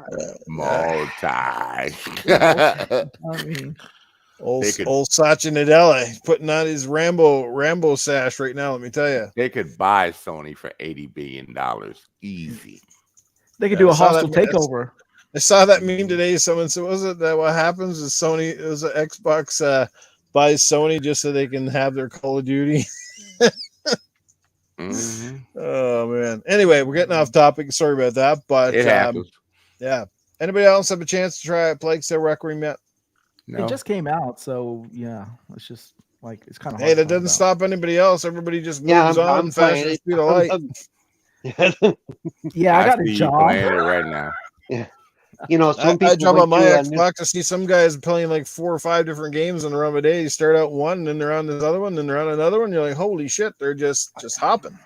I I have just a don't see how life. people do that. Yeah, I got a job. Kids, I'm sorry that ain't gonna happen. That's me too, man. I got to work. Unfortunately, that sucks. And a lot I of my like game time. women. I like women. Well, thanks for Yeah. clarifying that, Sir X. Yeah, but unfortunately, Sir X-Men, they don't like you. That's the problem. You smoking dope. Oh shit! You guys are great. Let's I'm move gonna along miss here. this show. Yeah, so I guess we'll get down to this other topic, which I had talked about, and that is the voice actress for Bayonetta. I should have wrote her name down, but what She kind of was her hot. name? I saw her. Is it the other one is Jennifer Hale, right? That's the one who's doing the voice now. yeah, that's right? the one who got the job. Yeah, that's Yeah. the- What's the other lady's name? I should have marked it down. I mean, at the end of I'm the not day, it's largely irrelevant. See, that's the whole point. Nobody even remembers her name. But anyway, the whole thing is if anybody you've been paying attention to Twitter and Oh, social we media know. and stuff the last couple of days, for those who are not aware what's going on, she was the original voice actress for the Bayonetta games. She's crying foul that they only paid her something like $4,000 for, was it on the current game and then they got rid of her, right? Yeah, they only offered to pay her $4,000 and she didn't take the offer, according Okay. to her. according to her. $4,000 her. per yeah, and see, that's sort of a lie because she said that they only offered her $4,000 cumulative, whereas now it's coming to light that they offered her $4,000 per session, which was the going rate for voice actors at that time. So yeah. So she has a huge egg on her face because I don't know if y'all saw it. I know everyone doesn't like him, but Jason Schreier's tweet about what was the whole thing going on with Platinum Games and this voice actress. And Well, he had me blocked, so I couldn't see it directly. So it's well, no, he according to him, they paid per what the contract was at that time for voice actors. And it was not $4,000 cumulative like she was implying. It was $4,000 per session, and I think there was like 5 or 6 sessions of $3,000 to $4,000 each, or Her something. name is like Helena Taylor. That's it. Yes, Jason Schreier has a article. I can bring it up if you'd like. I can share it to you on the screen. That's a lot of money. Yeah, but yeah, it is. I mean, for voice work, I mean, it's still pretty damn good. You know, I don't know the pay scales enough, but still, I'm thinking for a couple hours and some lines. I mean, I guess it all depends on how many lines and all those sorts. Yeah. I mean, there's a lot of variables. I get that, but still. Let me make $4,000 a day. I wouldn't complain. Well, shit, we're working 2 hours tonight. We ain't getting paid shit. So yeah, I mean, I think that's okay. Sorry, I'm a terrible boss. You have to take it up with my accountant. Hey, I'm losing subs. I haven't gained one since I came back. They're going the opposite direction. That's not quite what I intended. Hey, I'm not even joking. I'm down subs. I'm not up subs at all. It's crazy. I'm like, what the fuck? But anyway, I do digress. I'm happy to have the subs I have. Don't get me wrong. But it's just like, why am I going backwards? It'll get better. It's a fickle beast. It's a fickle beast. It's a fickle beast indeed. And I'm going to share out the article with you here on the screen. I'll bring it up. So let's share the screen.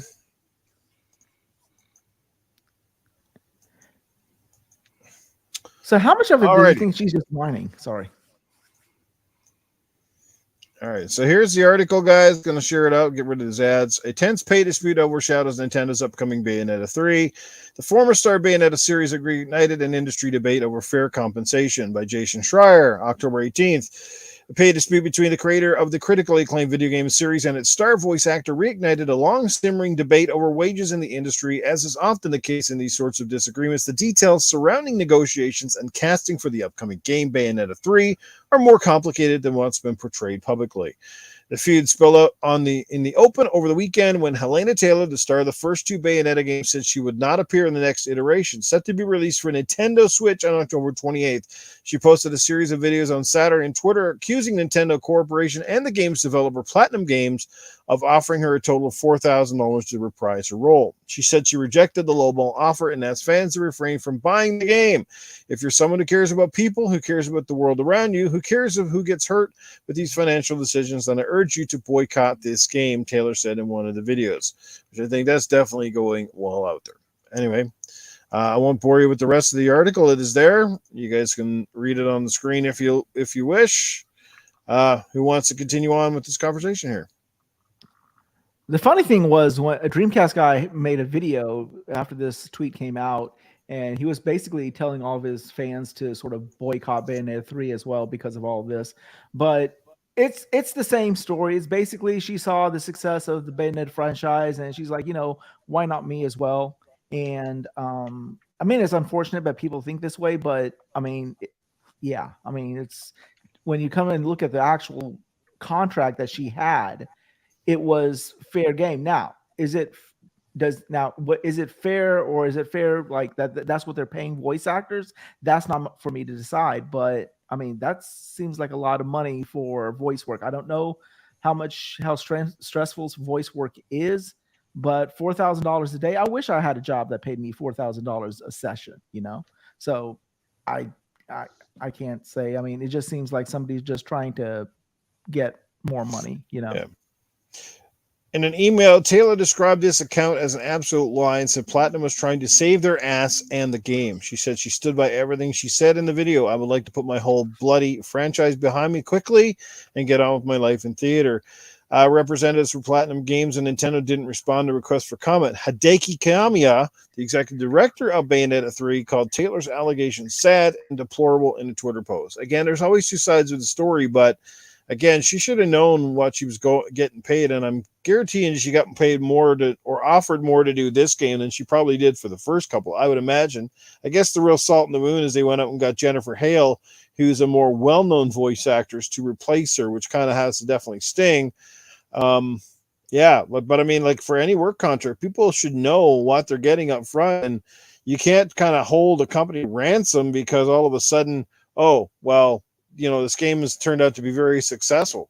So what if the game does it poorly? What, does the company come back after you for retro pay? Like, hey, you know what I mean? Like, it's just kind of, this whole thing just seems a bit weird to me. Yeah, and there are things that she's union and stuff. She had other venues, she had other avenues she could go through before she came and did what she did here. That's what I don't get. That's why, crying out publicly in public like this just seems weird to me. But I thought so when I first saw it drop too, and I'm like, nah, I'm gonna wait till I get more information on this. And some people are saying that the article from Schreier and the VGC and all that it's all, and what was it? The Bloomberg is who broke this story, actually, I think. Yeah, Bloomberg. And Bloomberg, yeah. That it's all BS and whatever, but I don't know. But I do think, if there's something where she's not being entirely truthful, and maybe they're not either. I don't know. But there's definitely. I ain't saying she a gold digger. Okay. So yeah, that's and part of it does come down to supposedly they made these offers or whatever.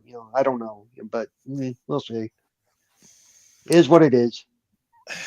Yeah, I mean, like somebody brought up in the chat, hang on, I just brought it up on the screen, like, and maybe so I don't remember this one, but Sentinel said, didn't the voice actor of Nico Bellic also throw a fit over how much he was paid because he didn't realize how big GTA 4 was? And we hear this a lot of times after the fact too. Some movies go on to be extremely successful. Maybe right after the start they don't seem that big, but by the time the revenues come in from the streaming, the visuals, and this and that, some of these movies go from a couple $100 million to like being multi-hundreds of millions of dollars, and then the actors and people involved are like, well, I should get paid more. Well, if that's the case, shouldn't the carpenters get paid more and the graphic artists? Like, it's not just one person. Just because you're the popular person or the name associated with the account gives you the right just because of whatever.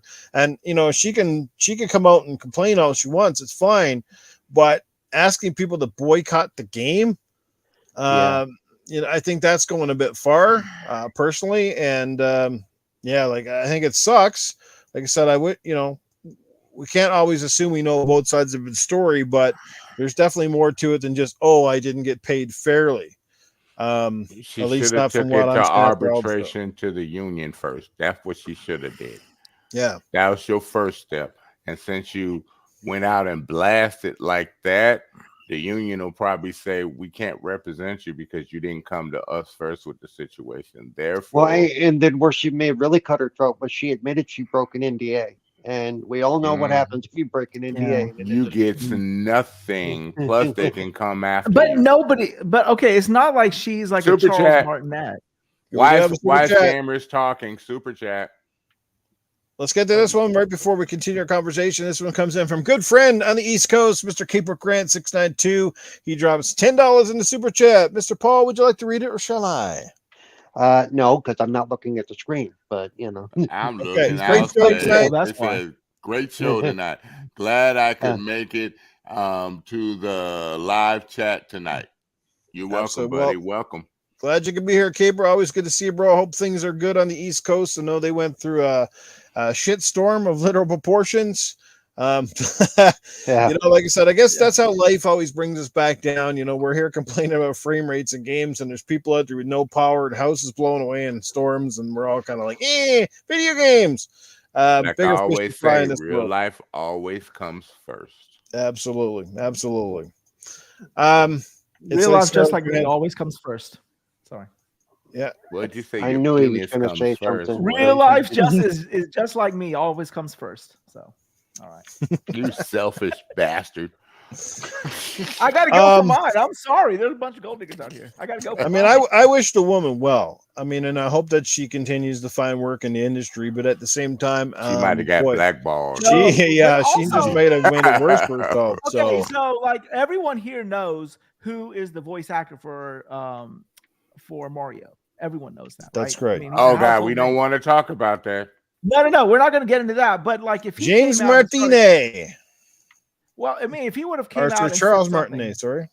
yeah, if he would have come out and said something, then okay, yeah, we understand because we know that's a name that we recognize. That's a face that we recognize.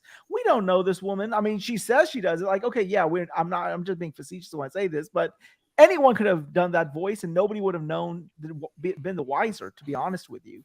So, like, she really, unfortunately, does not have. I think she played a card that I don't think she had. She tried to play the clout card that, hey, yeah, I'm the Bayonetta voice actress, and people are like, you were? Oh, Yeah, pretty much. yeah. So, All the guys are out there. You definitely don't look as sexy as the voice. exactly. That's I what I seen said. what That's she the looked first like. freaking thing I said. I've seen what she looked like. She kind of hot for her age. She actually is. Definitely's got a lot of cushion for the pushing. That's Oh big. yes, you do. You seen her too, Wize Gamer? Oh, I was the first person to look at it. I was like, you are not Bayonetta. You are not that woman that I was just playing with all the hair and everything. Oh, hell no. Well, that's when she not- was younger. It's okay. I masturbated all the same. It's cool. You don't care. Only on Gaming After Dark, guys, He can would do it with conversations an transpire 80-year-old. like this. That's how bad he is. He would do it with an 80-year-old. I did it with a 90-year-old, so why would I? Oh my why would I go 10 years God. later? Oh Of course. Lord. You leave Hillary Clinton out of this. I'm going for mine. Oh Lord, help Oh, me, shit. Jesus Christ! Yeah, you got up to WD-40 and spray that shit down. Yeah, because KY wasn't gonna cut it. You needed something a little stronger, a little more stronger. extra virgin olive oil, baby. Running at 60 frames a second. And Next gen all the way. Oh man. oh. Paul, you got anything else you'd like to add on this topic? I would say that one thing I do want to point out is voice actors. You look at what they get paid and you go, oh my God, that's a lot. But they put a lot of work into what they do. They really do. I mean, you know, it's not just talking into a microphone for 2 hours. There's all kinds of training that goes into it. Yeah. You know, And We're a gonna lot wait- of we're gonna- retake. What do you got to pay the Actors Guild or the Voice Actors Guild money too? I think and stuff like Yep. that. Yep, absolutely. And since she's in the union, she's in the guild, and they got to pay for that stuff. And or at least she was. We'll see what happens now. Yeah, she was. But The one thing I thing- think they need to start doing with voice actors, like they do with regular actors, is they need to start asking for residuals. You know, Yeah. just like the guys who did Yeah. MASH for 30 years or for 11 years, they get residuals on any time that thing shows up on TV. And it's on For- Paramount Plus. That's so the they perfect way to get- do it, I mean, Paul. HBO. So, but they still get paid. yeah, every time because- somebody watches it, they get paid. Yep. Yeah. Mhm. You ever watch the show on Netflix called The Toys That Made Us? And they talked Yeah. about the He-Man and the Master of the Universe. Oh yeah, I Apparently watched the it. guy, They have the a guy lot that of created episodes. that, he sold it. He sold it for was it like $1 million or something back in the 80s? And then after the fact, he's kicking himself because he could have made like literally hundreds of millions of dollars because of just how popular it got in the toy line. Yep. Shit, I had a whole collection of Transformers, the old G1 Transformers. I think they offered it something like because he wanted to get out of the series, so they kind of bought him out. It's like, hey, well, like we're gonna give you such and such Mattel or whoever made the toys. We're gonna offer you this much to creator. You take this up front, or you can take a low amount and then get like this percentage, right? And didn't he want the opted obviously percentage. for the money up front, thinking, yeah, that's great. And sure, while they looked pretty good back in 1980, whatever. But fuck, when 30 years later, and the toys have blown up, and the thing is turned into TV shows and movies and shit. That little percentage he neglected now turned into hundreds of millions of dollars. Yeah, especially when He-Man the movie came out, dude. Oh my God, they made a killing on He-Man toys. Yep. Well, I mean, you George, can say that. George Lucas is the one who started all that. So Yep. yeah. But you can say that shit for anybody, anything, right? Back in the days, in the 80s, they didn't know what the hell they had. They were just trying to sell toys, That's true. I don't necessarily blame them, but it's one of those, damned if you do, damned if you don't, right? So, And $1 million hindsight is 20/20, did and the go guy far obviously back then. lost the fortune, made a fortune quickly, but then lost the fortune over time. So, Well, $1 million did go further back then. So if he had invested some of it, early, he would have been a rich man, really rich man right now. Like George Lucas is 1% of what Star Wars is worth, and the man's he's set for life regardless. He's probably set for 10 lifetimes, right? But it is what it is. But George Lucas also did E.T. So Yeah, but he's the one that it was Star Wars where he said, I want a cut of all the merchandising and all the, mhm. That's when he sold it off, right? When he sold it off, he said, I want to keep a No, percentage. before that, when he first signed the contracts for the movies in 1976, Smart he's man. the one who went. He's the one who went. I want a cut of all the merchandising and stuff. Smart man. That's where he made it bank, and that's where all that started. Yeah, And he still gets a percentage because he was the original founder of Industrial Light and Magic, so he still gets money off of that too. Hot damn. Yeah, I know, right? And Indiana Jones. Don't forget Indiana Jones. Paul, did you actually defend this woman? You just said earlier that she works really hard for her job. I'm not saying that some voice actors don't, you guys were questioning the value, the worth of voice actors and what they get paid. And I'm not saying she's but yeah, they get paid what looks like on the cover to us who are used to making maybe 25, 30, 40 bucks an hour. You know what's really sad is Vin Diesel probably made 100 times more than she did, and all he had to say was one line in Guardians of the Galaxy. Absolutely, yeah. Every voice actor should be like, "What? What? Yep, absolutely. I am Groot. I am Groot." And obviously he's a voice changer, whatever you have. But that's it. You go into the studio and just say, "I am Groot" for about a half an hour. Well, that's good, Vin. Okay, hey. I'm gonna be the straight up asshole. Real quick. Just imagine how much money David Keith makes. He is still one of the top voice actors out there. A lot of people don't know that. Yeah. That man is rich for voice acting. Absolutely. Yeah. Okay, Wize Old, I'm sorry. And James Earl Jones just finally stepped away from the Darth Vader role after all these years. Okay, I'm gonna be the straight up asshole tonight and say, look, you know what else is new?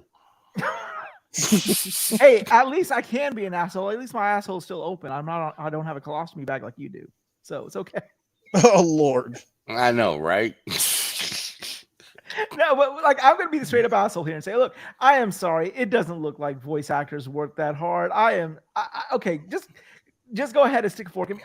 It doesn't seem like that shit is hard. Okay, I apologize. You know how many retakes a lot of them got to take? I've seen videos. Dude, yeah, they got to do a lot of retakes. It's a lot of tedious hours. I've done commercials for radio and stuff, and I've had to do voiceover lines for my friends when they ran a business years ago. And trust me, it depends on your director as well and what you put into it and how they want you to come across. I mean, if I had to do Safe House Sam for freaking 7 or 8 hours a day, there's something to be said for something like that. You know what I mean?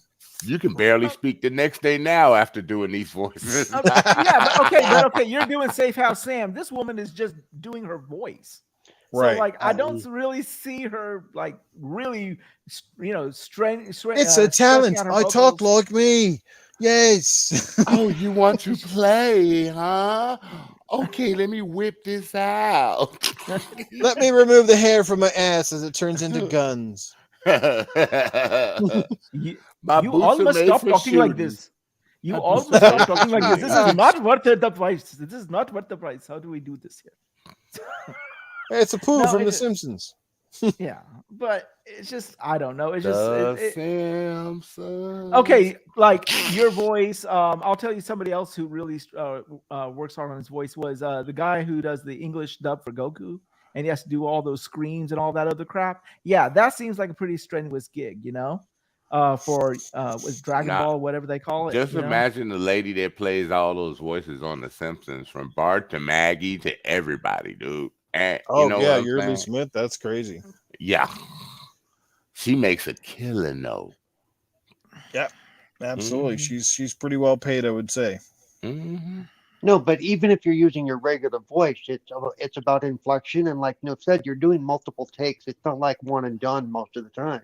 You know, they could take them hours to get 5 minutes of usable. Absolutely.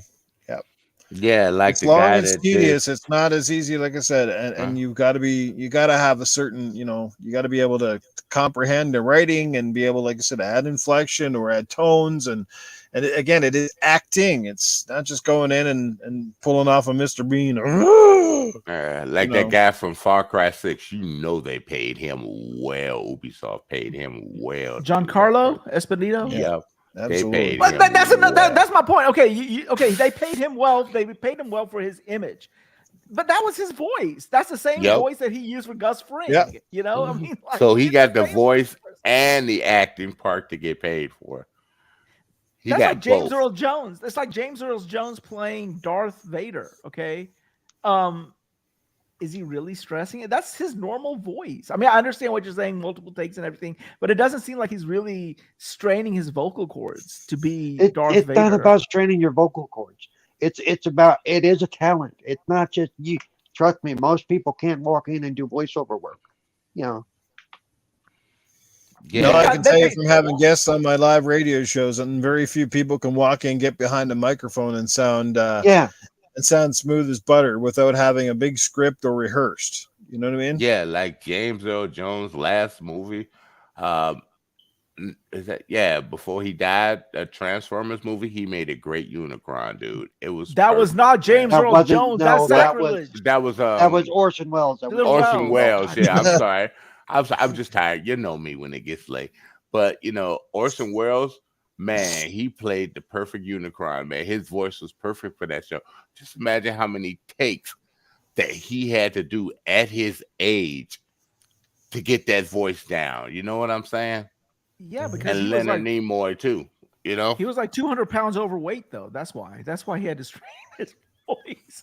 You're like 200 pounds overweight. What are you talking about? 300 pounds, but who's You counting? know what?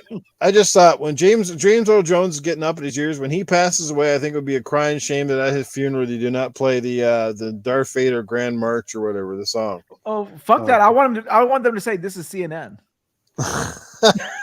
This is CNN.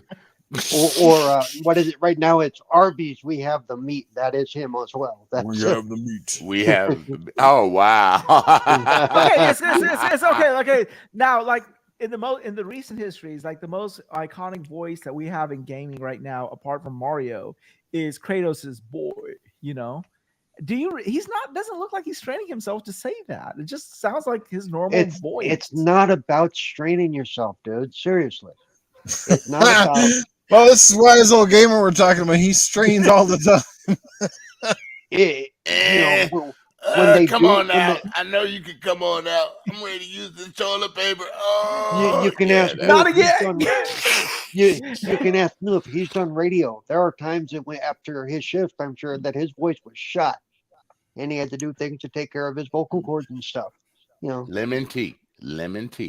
Always helps. Yeah, it's much like actors sometimes, or not actors, but singers as well. You know, when you're getting up on Yeah. the stage and you got to do your warm ups, you got to hit some ranges. You know, normally before you start up the show or you start the board going live, you kind of do some, like there's some verbal training that you kind of do just to make sure your pronunciation is right. And at 4 or 5 o'clock in the morning might sound pretty whatever to most people, but when you're going in and you're just kind of getting out of bed. And you got to fire that thing up and be just like, yeah. good morning, everybody, and welcome. That sort of thing. Yeah. That there's something Or to me that. when Right? I do my buried white voice for the lady. Yeah, baby, you know what you want, girl. You know I got what you need, baby. Come Oh, on, look at let's Barry. What's turn his off name? those Barry White there. lights. Listen. Yeah, you know you want. Is that Barry White or Jeffrey Dahmer? Oh my God! What is your fixation with What the Jeffrey heck? Dahmer, dude? Jeffrey I Dahmer know would talk it's like like that. What I the just hell? watched the video. I just watched. what state do you live in, so I don't have to go there? Confusion. Well, you just did the Arby's commercial. Good one, Paul. That was good. The Jeffrey Dahmer special at Arby's. We got the meat. Yeah. Oh Lord, help me, Oh boy. Lord, I'm gonna miss this. terrible. I'm going to hell. But here's the thing, though, right? Like, okay, so Kratos' voice, right? We know who does that voice. I think her biggest fault, and I think what she should have done was once she played the role of Bayonetta and she saw it getting popular, she should have sort of come out and said, like, I'm the person doing it, and sort of put a name to the face, or the name to the face to the voice, So maybe it would have carried more clout for her. But like just some random person saying, "Hey, I played Bayonetta." I'm good for you, I guess. I mean, She should have sucked it up, took the money, then went out there and did some other stuff. If no one knew who you were, that's your fault for not promoting who you were doing the voice behind Bayonetta 1 and 2. That's your fault.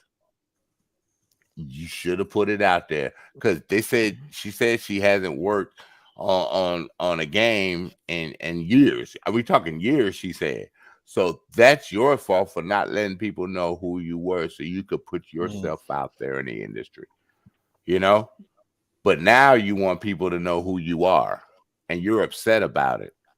That's your fault. If you had to put yourself out there, you probably would have demanded, was able to get more money than what you were going to get paid here.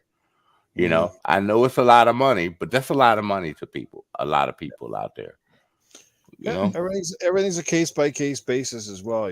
Like it's how big the game is largely irrelevant as well. Like to what your pay is. Like, I'm sure there's got to be sort of industry standard pay scales and stuff, and they probably based it on roughly where she was before. Like you said, and everybody here knows because we all had trouble thinking of her name. She's not a household name by any means. She's not Nolan North. This is not Troy Baker or it's something. not Sam Fisher. Not She's Troy not Baker. Sam Fisher. This is, exactly. Yeah. This is not she's not in the upper echelon of the voice people. That doesn't mean that she shouldn't get paid fairly or whatnot. But like I said, sour graping after the fact. I mean, what's next? The original voice actor for Kratos is going to come back and scream he needs more money because the series is super popular now. Oh no, they're paying him. They're paying him. Yeah, they're not letting him. Well, there's a different actor now though. Christopher Judge does the new one. He's not the one that did the original first trilogy. Right. But Christopher Judge. Right, and Christopher Judge is a known actor, so he's Christopher Judge. Yeah, he was in Stargate. Christopher Judge. What people are not focusing on is when it first came out, when she first came out and her tweet came out, the funny thing to me was Twitter's reaction. Everyone was up in arms because everyone sort of believed that Platinum Games and Hideo Kamiya, whatever the guy who runs it, but people are like, yeah, he's liable of doing this shit. Yeah, he probably did this shit, That was the funny thing to me. Because he's a douchebag, because he is a known douchebag. Yeah, so. and Platinum Games does have a bad history, so it doesn't help the situation. It is what it was. They got a new person doing it. Fuck it. But part of it is, you mentioned like Giancarlo. A lot of it is when they get a voice like that, or when they use Christopher Judge, who was Teal'c in Stargate. Oh yeah, I love Stargate. It's about name recognition as well, because they're going to sell more just based on the name recognition as well as the game recognition. I can guarantee you a lot of people played the Far Cry game because Giancarlo was in it. I can guarantee you. I played it because Giancarlo was in it. Yeah, because everyone wanted to fight Gus Fring because we wanted to play. Yeah, I know. Because and now it's in Game Pass. It's the funny thing is that little boy who's playing Atreus. He's more well known than that lady who played Bayonetta. That's the funny thing to me. That's funny. Yeah, it is. That's it. Yeah. Well, people within the industry knew who she was, and sometimes that's the important part. It's not that the public necessarily needs to know who they are. The the people who follow those genres, they definitely know who some of Oh these yeah, voice actors are. You know, absolutely. Anyway, it is what it is. I'm sure it's not the last we've heard of it, and I'm sure there'll be more debates about voice acting and pay scales, and of course the whole male versus female pay scales as well that we see in the industry. And yes, I have to come out and definitely easily agree that a lot of women are certainly underpaid for their talents in respect to a lot of the male counterparts. We've seen that in every industry, not just gaming, but a lot of industries where again they need to get more, certainly on par with again their male counterparts. You see this all the time in the movies where one guy is getting like $20 million for his role and the next person's getting like 1.5 or something. It's kind of like, how does there such a big discrepancy? I guess there's a name part, yes, but still, like Scarlett Johansson got paid quite a bit less for doing her roles in the MCU than some of the other male guys. So, and she's a pretty big actress in her own rights. Yeah. All right. Well, before we close the show here, I guess obviously we got Safe House Sam and Cletus standing by. So if you guys have any questions, now is the time to get those ready. Any further thoughts about anything tonight or anything we need to bring up here before we close the show, gentlemen? Hey, Safe House Sam, what's your guess not. opinion on the end of G4? Sorry, what was that question again? Safe House Sam, what's your opinion on the end of G4? Comcast closed them down. Baby, first of all, yeah. What a show tonight. You guys was in prime time form. That's right, baby. And all I gotta say is I've been balls deep in some scoring. What a game that is. Poking holes in walls until you got soggy balls and you get your key for the next door. And then you get back for some more, baby. That's a cool ass game over there. There ain't a whole lot happening, but you gotta look at everything up close and personal. It's like being in the front row seats to a porno. You know what I'm saying? But anyway, G4 TV, baby. Let me tell you this something, you cock asses. Yeah, I'm glad that shit fucking shut down. I mean, you got fucking Twiddledee and Twiddledum over the sticking the fingers up their bum. They saying all kinds of shit and thinking you get away with it.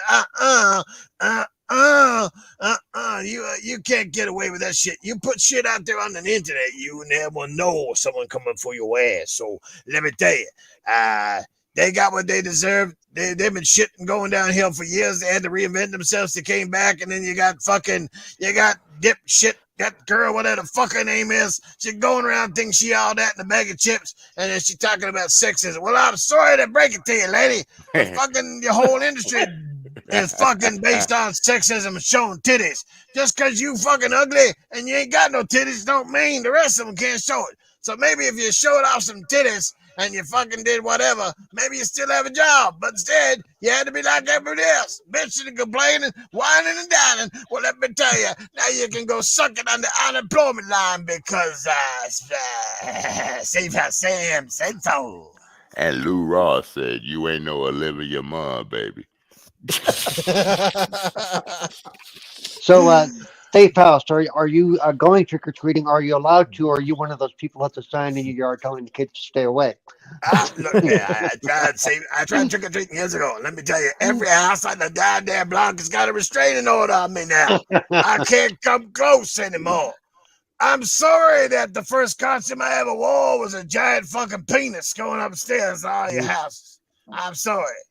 And then what I would do is I'd knock on the door and I'd tip my head forward, like my penis head, and I'd say, "May I come in?" And then I'd squirt some kind of fucking mayonnaise on everybody. They all got pissed off. But anyway, yeah, that's kind of where I was. Yeah, absolutely. And I got restrained. I can't come close in the house now.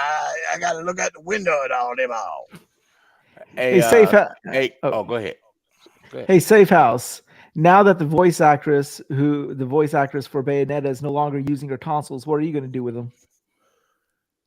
I fucking massage her with my cockhead is what I fucking do. Hey, lady, you want a job? I'll give you $4,000 to suck my cock. How about that? Only take you 10 seconds and you might choke on a pubic hair, but that's what I do over there. I'll give you a job, cockhead. Let me tell you that right now. I'm a real voice actor. Can you hear the professionalism that goes right down from my esophagus, right down to the sternum, baby? It's slow, it's deep, and I am a fucking creep. I crawl on your bike, I give you a hike. Let's go, baby. Safe House in the building.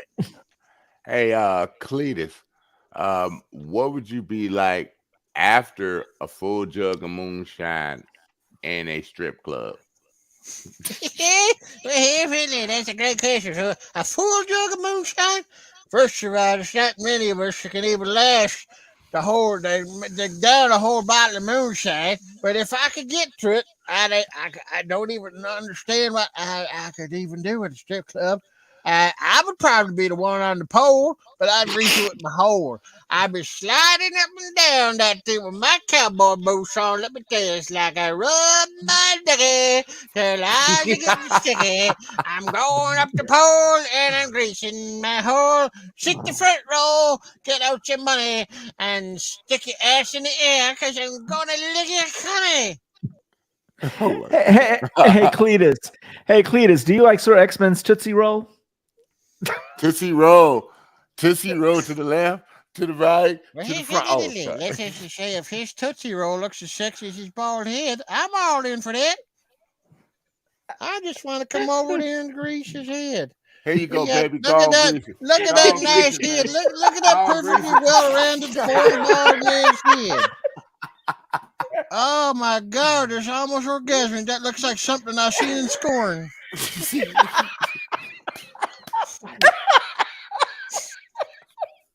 I just want to rub some kind of jelly on there and get excited. Yeah. Just throw some Vaseline on it. It'll be all right. Yeah. That's the next acorn puzzle right there. We got any more Paul. questions before we wrap this one? Paul is completely repulsed and is ready to retire. Yeah. Paul should be paid good for his voice acting too. You know, he plays an intelligent person on Gaming After Dark. Ooh. Wow. Cerebral Paul should get the next Ebenezer Scrooge role. All right, ladies, I just want to tell you, this Lou Raw's coming at you, and me and Cletus Safe House, we're going to go out, have ourselves a good time, grab some drinks, pick up some hoes, and get that stroll on at a hotel, separate rooms, though, and just have some fun. You first come to my hotel and pay the bill that you did not pay last time. I tried to run your credit card and it did not work. Okay. But she sucked you well, you said, so we didn't have to pay.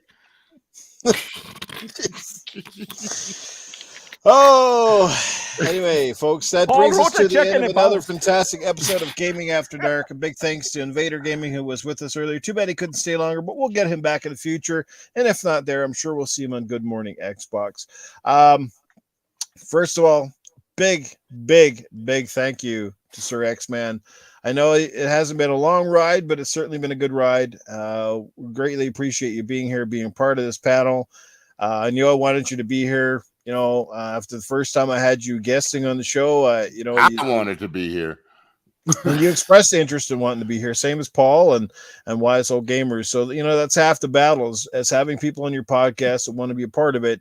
And I appreciate that. But man, we can't thank you enough. Obviously, you're welcome to come back whenever you get time. If you got a free night, we're going to be in the same time slot for a long time. But I know how this feels. I've been there several times, duty calls, work calls, and I know it's late for you, obviously, as well in the East Coast. But I wanted to say, man, from the bottom of my heart, thank you for everything.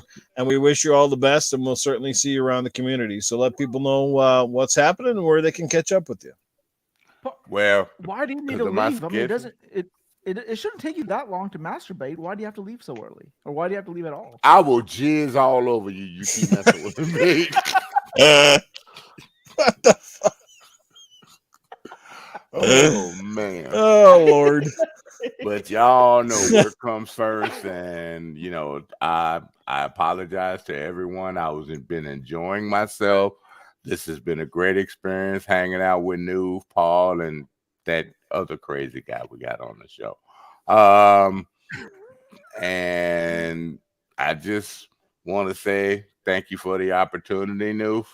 And man, this is an experience if I get home from leave work early because I'm still healing up and stuff. I'm getting that FLMA, you know, where you can leave work early sometimes if you're not feeling well. So every now and then I might leave work early and sometimes just make the show. But because the schedule, I don't get off till 10:30 at night Central, man. So you got a great excuse. With your age, Yeah. you could say that, I'm suffering from constipation. Yeah. I'm not going there. I'm not going there. I look If you're in younger than LA, all free my y'all. lazy Shut up. ass. Is what that I look is, yeah. younger than all y'all. Shut up. And I'm 57, so y'all can't mock me. You have a point. Yeah. Masturbation does a body good. So what the fuck happened to me? But no, this will probably I'll be on the next podcast on Friday night? Thursday. So it'll Oh, probably Thursday be night. that's GRG. Ah. So on Thursday with Xbox, so that's 10 to 1 gonna be my last show too. And GRG is I don't know yet, because if I can get Sunday through, I'll still be able to make GRG. So, but if I go Monday through Friday, I won't have any podcasting anymore, dude. None. I might be able to join your show on Sundays sometimes, but other than that, I won't have any. Yeah, it's all good, man. Anything. It's just the way it is. I'll have more gaming time though, because I get home at 11. I gotta do Nothing something. wrong with that. Nothing wrong with that. But I'm gonna miss It's better all to you be guys. playing than sitting here yakking all the time, right? I don't know. I like sitting here yakking. It's fun. Even that Wize Old Gamer guy, he is what he is, man. It's the only time he gets to use his mouth. He is the biggest slut that I have ever met, and he don't have any sluts. That's the problem. But nah, thank you guys for checking out Noof Nukem with me on it, man, and keep watching him even after I'm gone if he gets a replacement for me, because he's a good guy and he deserves everybody's support in the industry. And we got to get him up, get his views. I want him to get to 100 views per night within the next month. So help him out, everybody. Help him out. Okay, Noof, keep your clothes on. Okay, I'm just telling you right now, keep your clothes on. If he's got to take his clothes off, he better have I'm not 500 doing views. OnlyFans, Noof. I want my count to go the opposite direction. Yeah, OnlyFans is not going to cut it here. Yeah. Okay, got a question. One thing about while I'm gone, though, I will be working on my gaming room because I want everything to be beautiful since I'm going to have all this extra time now. So whenever I do a show again, it's gonna be wonderful. That's it. Okay. Well, we look forward to having you back at some capacity in the future, Sir X-Men. We wish you all the best. Health, life, happiness. Thank you for everything, man. Appreciate you being here. And plenty of ass to mouth experiences. Yes, plenty of that too. Speaking of ass to mouth, he did. Don't be telling my secret, man. The girls like that. Wize Old Gamer, brother. Thanks for showing up and being here. Was getting concerned about you. Didn't know if you were going to be here tonight. Like I said, you were a little bit late, but always great. So let people know where you're hanging out next. I'm sorry I showed up so late, but I was having technical issues trying to get my mic working. I need to get a new XLR cable apparently. But yeah, I will be normally I'm on Friday nights with Doomsayer's Den, but this Friday I will be on Mooch's show Crossfire. So nice. Yeah, and so they are in so much trouble. They don't know what they're in for. Nope. Well, I told him like, what about last week? But he had some respectable people on last week, like middle-aged. He had Mag and he had a couple other people on, and he's like, no, let's just wait till next week. I said, okay, fine. Well, see, here's weird. You call him Mag respectable? What? I can jump into Crossfire and anytime I want to, though, but I don't do it all the time. Mooch told me that. Well, yeah, so please check me out and follow me on Twitter, follow me on Xbox, PlayStation, Wize Old Gamer with a Z. Yeah, and then we will see you again next Tuesday, same bat time, same bat channel. At 60 frames a second. Exactly. Next gen only. That's right. This processor runs on the power of Safe House Sam. Yeah. Yeah, baby. Yeah, baby. It ain't safe. It's just a name. You come into his territory, you getting pounded, baby, pounded. Okay. Cerebral Poltergeist. Let people know what's happening with you, brother, where they can check you out, or perhaps even your next stream. All right. So let's see. So you can catch me on Twitter, Cerebral Paul 1, Twitch and YouTube at Cerebral Paul. I have been streaming more often, and I plan on doing it even more. Trying to set up a regular schedule, but it's kind of difficult for me. Let's see. So Tuesdays I'm on this show, and before this I'm on Retro Renegades. Wednesday I got nothing right now because midweek gaming is no more. Thursday I have 4GQ TV, and this Friday I'm going to be with Axel and Doggy Dog 420 on their show that I can't remember the name of right now, but we talk games and only games. Iconic Video Games Podcast. That's the one. Thank you. I know I was going to be on the show. I just couldn't remember what the name of it was.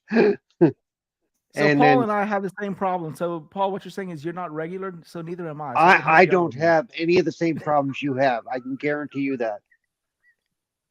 If you need help getting regular, I got something for you. If I did, I would play in traffic. Okay, I mean, if I had the same problems you had, I would just, throw. I love to. You better put that on YouTube if you're gonna play. But wait a minute, I gotta see that, Paul. I thought with the wheels that you do have, you're already playing in traffic.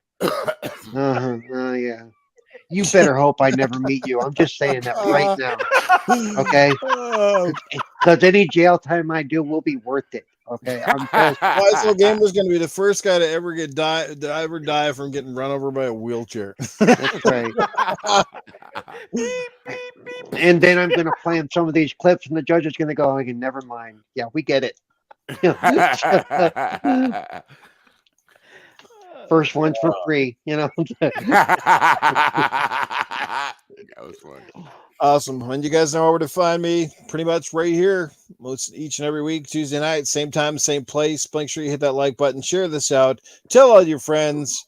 Like I said, it's we're here, and it's a fun show to be a part of, and we got a fantastic chat. I can't thank you guys enough.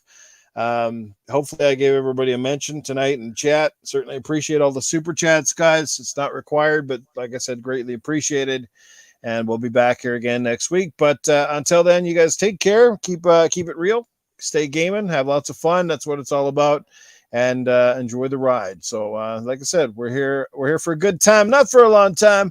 We'll be back again next week with the next episode of Gaming After Dark. Until then, stay safe and game on. Hey, X-Man, what do we get for $10? Your mama.